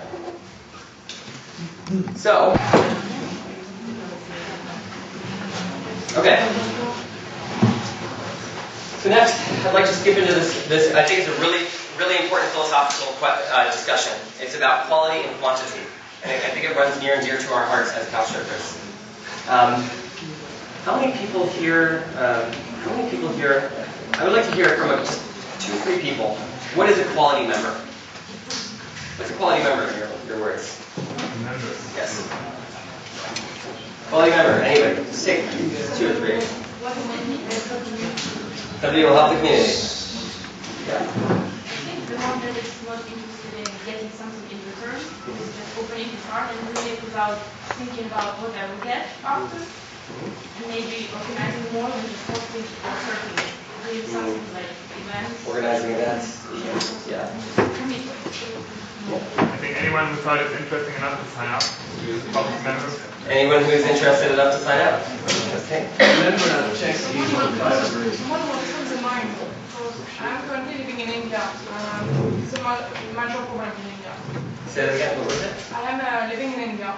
It's a major problem about quality and quantity. Yeah. There are a lot of couchsurfing, but they don't understand the mind of it. Yes. It's a very difficult. Yeah, I think something I think very important when I'm traveling and I'm going to couchsurf, it's just a little detail, but it has a lot of influence, is if the member checks his profile often. Because you have like 20 people that you're going to get in touch with, and they look very cool and they look to have great posting experience, but sometimes you're sending cash requests at the last minute because you're like doing this way, but they're not going to check their profile anytime. So somebody who checks their profile keeps it updated? It would be cool to have a way so they can be updated, like the website, get in touch with, I don't know, like, with a mobile application, that would be like a push alert when you get a request or something, because it's just a little detail, but if they don't check their profile, they're just not going to see the request. But isn't there the option of last login? Yes. Yeah, definitely. You can definitely check last month. He's saying just people who check in often. He's just saying. Yes, one more. But non-quality in some country already educates someone saying about couchsurfing that they want in fact to sell homes, for example. But then thanks to the references it's ongoing. Okay. Okay, one more. Yeah, for me a quality member is actually a member that does that little extra step in any way, like not only organizing events but also making sure that his that this surfer is feeling comfortable and spend time with them, and not just, you know, here's a room, go sleep and wake up and go whenever you want, but just actually doing a little bit extra on top of it. Yeah, just stick your head above the field. Right. So somebody who connects with you. Yeah. Yeah. Yeah. I think a quality member is different for each person. So I would say someone, as long as you can trust, and I understand the trust problem you may have in taking some countries more than others maybe, but as long as you can trust someone, then I think it's more, well, I consider with the profile the way it is now that you can pretty much know whether you connect or not with the person. So it's kind of up to each other. Yeah. So it's what a quality member is clearly different for everybody. Everybody has a different idea of what a quality member is, and many people probably have a lot of overlap, and some things people actually disagree on. Say, like, what was it? There's a surfer, or host rather, in San Francisco who says he just wants to host and give a nice space and an extra bedroom in this really nice place, and here's some food, but I don't want to interact with you. I just like knowing that I give you a place to sleep, and that, to me, for that person, that's a quality experience. He's giving to his fellow person, and that's good. And other people don't agree, and they say, no, it should be, you know, deeper and more meaningful. So it's interesting. All of us think different things when it comes to quality and quantity, but I think one thing, when we debated this out, we debated this out in a couple different places, and at the end of a half an hour debate, people usually come to the conclusion that as long as members are quality, any quantity is okay. Something like that. A lot of people say that. Okay, that's interesting. So, really, we don't want quantity. I mean, quantity is a nice byproduct. We want quality first, and I think naturally quantity will follow. If you have enough quality, quantity is going to follow. So, next thought here is, I think as couchsurfers, we kind of have two different things, like two different ideas in our minds, or at least I do. When I'm walking down the street, and I'm like, hey, how's it going? You're on Facebook. Awesome. And no, probably not. Probably not going to happen. But if I walk down the street and I see you've got a couchsurfing bandana on, I'm like, oh my God, you're on couchsurfing, I want to stop and talk to you. Because we have that connection, and it is meaningful. Or at least for me, I do. Maybe not everyone. Maybe there are so many couchsurfers in Paris, maybe we don't feel that way. I don't know. But I think that's the way we feel. We feel like we want to connect with other couchsurfers. I want it to be special. I don't want it to feel like there's so many people, it's kind of meaningless now. So that's something I think of. So I think of, like, I want to keep it meaningful, keep it small enough or meaningful somehow. But then I'm like, well, I want to make a better world. And making a better world and changing the world actually requires probably more than maybe 1 million people. Like, depending on how you look at it, if we're getting into the science of how do we make a better world through cultural exchange, some people will say it requires more than 1 million people. It requires, getting more and more people, or allowing more and more people to become part of it. That's a good direction to go in. So, as couchsurfers, we kind of sometimes want two things. I want to keep it small, I want to keep it tight-knit and meaningful. Then I also want to bring this vision and bring this idea to the greater world, make a better world. So, how do we get those two things that may be kind of going across each other a little bit? I think that the best way we can do it is to try to find that alignment is don't ever focus on quantity and focus on quality. And to focus on quality, I bet I could ask each and every one of you, what is a quality member? And I'd say, what could couchsurfing do to change the site to create more quality members? Maybe it's a little bit of education. Maybe it's a little bit of information at the right time, the right piece of inspiration. Lots of different ideas. And to create all of those things that we all come up with that will create more quality members and ultimately more quality of experiences, I believe that requires 15 PHP developers. So that's why I'm searching the world right now for 15. And if anyone knows any, send them, if you would make an introduction, I'd really appreciate that. Just Casey, you mean you're looking for 15 PHP developer. So expert developer, you mean the engineer level? Yeah, people that really understand, if we're getting a little technical, really understand different frameworks. Okay. And have a lot of experience using those frameworks. And the contract will be for a determined time, a number of years, or it will be indeterminate? defined? Say that again? If the contract it will be for a number of years defined or You undefined? can't. There won't be any No? contract. You can't keep a contract when somebody stay for force somebody to stay really. Yeah. Is that the move into the US and then walk in? Hopefully, yeah. San Francisco. It'll probably be San Francisco, and we probably can do a little bit remote, but the goal is to have everyone in the same place working together. Absolutely. Yeah. And you could sponsor foreigner people? Yes, we will get visas and sponsor courses. At the moment, you said there were 30 people employed by couchsurfing, and that's not PHP or? No, we have 15 more. Right. We already have like 8 or so. Yeah. So we need like 15 more. Yeah. And out of those, let's say we need at least 10 more, possibly 10, 15. We've just recently brought on like 3 or 4. May you look for people with your Yes, I hope so. Yes. Yes. People that like the couchsurfing. Those are good. Those are the ones we want. Don't you think that with this question between quality and quantity, don't you think that that's time who makes the quality on couchsurfing? I mean, as we said before, we said sometimes new people on couchsurfing, they are a bit opportunist, or they don't know how it works. So they send a message like that, copy paste message. Exactly.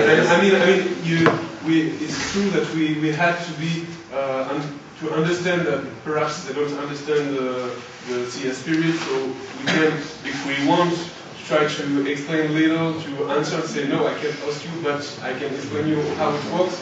And I think that it's like reference with time. The people who are not with the CS spirit or who are not with I think the quality is you can see the quality of numbers with time and also the quality numbers must take care of the new people. So if you do like that, I think it works. We could jump right into this tomorrow, and I want to be careful of people's time, so I want to not have too many questions here. Just a quick comment or. I'm sorry if one that's not exactly it, but I'm wondering whether with the growing, I do understand the history, and I think it was interesting to get your point of how it's built up, and that makes sense. But I also wonder if because the debate we're having now and all the conflicts that come up in the forums or everywhere, I wonder if there's not a kind of governance problem in the sense that we all members of the community, but we have no voice as a person. We're not electing anyone, we're not having an official, we're not voting for anything. And I was just asking the question. Would you come tomorrow and we will definitely cover that? This is a big question, right? This is a big, we could talk for, 20 minutes on it. Yeah, the problem is you didn't say before, so I didn't know the next speech tomorrow. Okay, see, just to talk about the organization of tomorrow, because there are some topics there are not only one person who are is interested in. So I mean, will you make workshop with about 20 people? Yeah. At some time, not only one people, but with 20 people for the topics who are very interesting for most. Cameron has a list, and there's a list even online. Okay. Got it. It's for tomorrow. Yes. So if you want to come, talk to Cameron, sign up. If you haven't signed up online already, he can sign you up as well for tomorrow. Yes. So do you have to sign up actually online for tomorrow as well? At the same We will get you signed up in any way possible, whatever it takes. Okay. We just wanted to provide it before, so people could sign up already if they wanted to, and then we also have other incentives. So is that a possibility for people who are not able to come today to come tomorrow? Sure. Okay. It's different. It's going to be different. It's not the same. So they have to sign up. We're really only planning about 50 people at the show. I mean, maybe you all will show tomorrow. And generally, what we have is about a third of what we've had from the big event, which is today. Yeah. So we're really excited. We try to work that out. I just need to know, so as far as the base. If you guys want to sign up for the thing tomorrow, it's the same deal as when you sign up here on Eventbrite. we have one that's out there on the couchsurfing site. The Paris group is a link to the event itself, but it's also, you can search on the events. It's an event that's tomorrow. You just go there, you click the link, and you can go and just sign up there.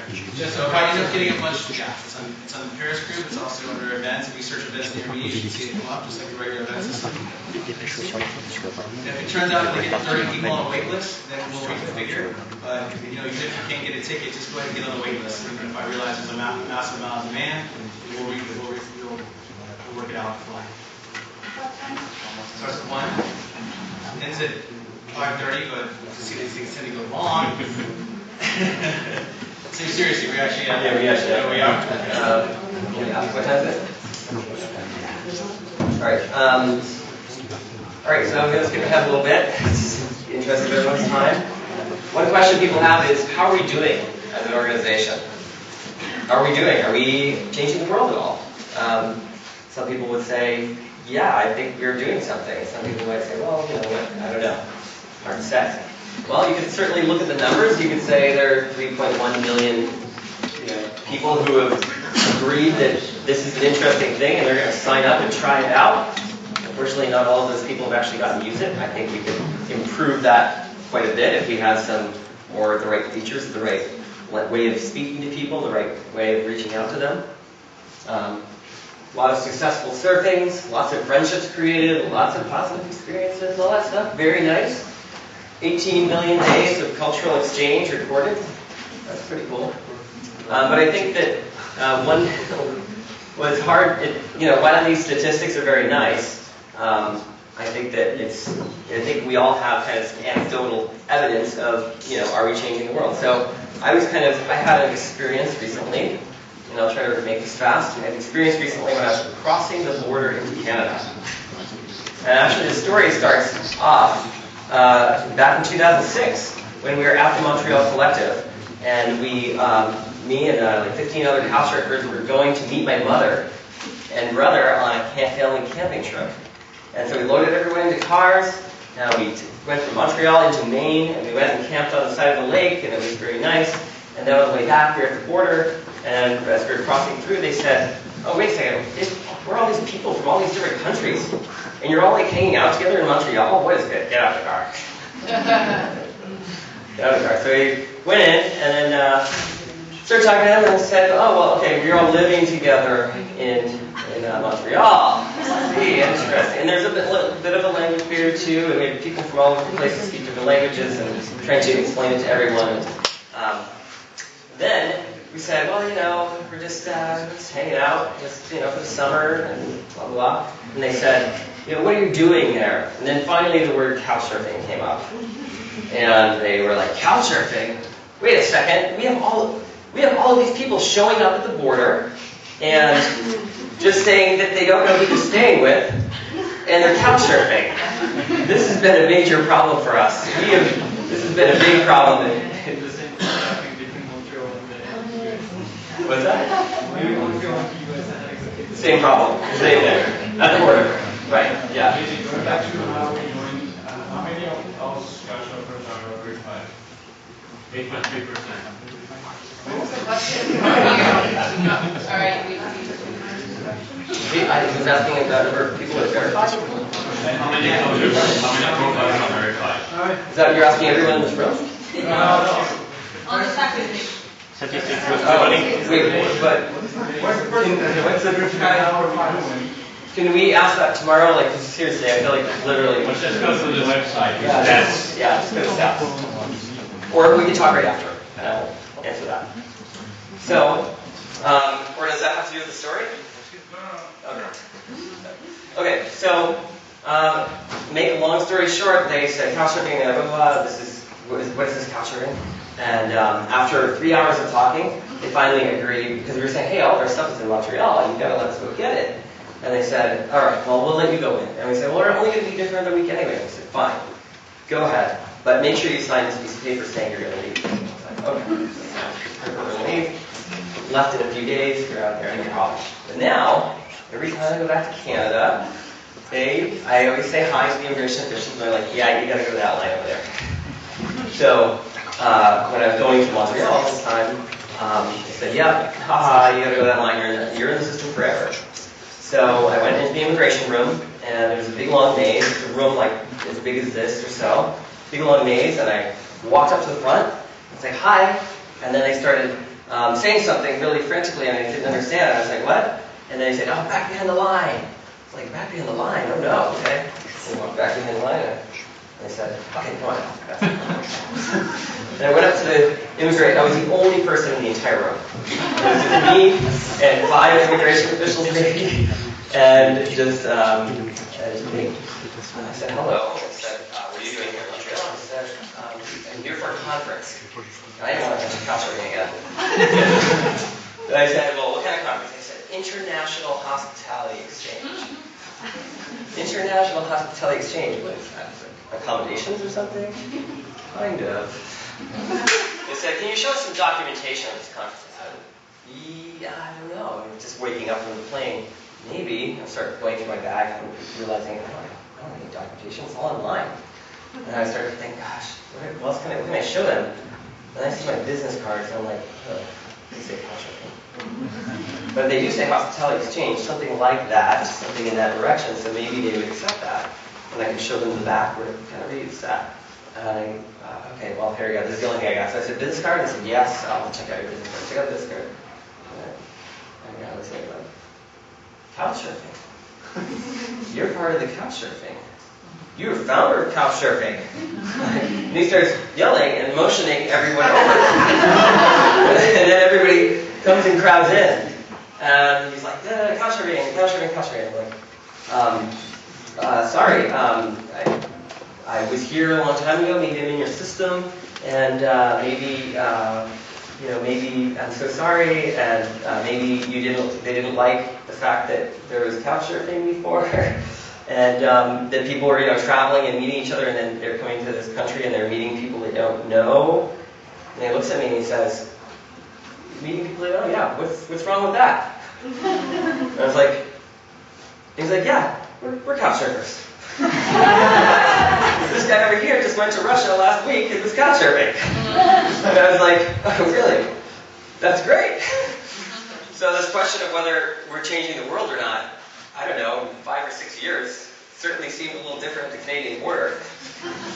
So, yeah, that's a little bit of anecdotal evidence that I think we are changing the world. I think we are changing the idea of what people think about staying with a stranger and whether they're willing to meet somebody who's different than they are and appreciate their way of life and to give a chance of exploration and more meaningful connections. So that was really cool. And I just want to end today by saying I really think that we are closer than ever to reaching our vision. I think that we can really get there. I think that we are getting into the science of what it would take to change the world through appreciation of diversity. I think we're getting closer than ever, and I am so excited that we have so many people who are so excited about this, who are just coming out of nowhere saying, I would like to help. I just did my PhD on couchsurfing. I would like to go and spend my life researching couchsurfing. I would like to understand how our lives are changing and how we can bring that to the world. And I want to live in that world. I want to live in that better world. A world where I can be as different as I want, you can be as different as you want, and you're appreciated for it. So, if you know some smart PHP developers, I would love to meet them because I would like to inspire them to help make this better world for all of us. Yep, you can email me, casey.fenton@couchsurfing. Yeah, or come up to me and I'll write it down. So I just want to thank you all today for coming and being a part of this, and I hope that you'll join tomorrow if you're interested. We'll hopefully get a lot more questions answered. And I know this was long, but I really appreciate your time and being here. Thank you so much.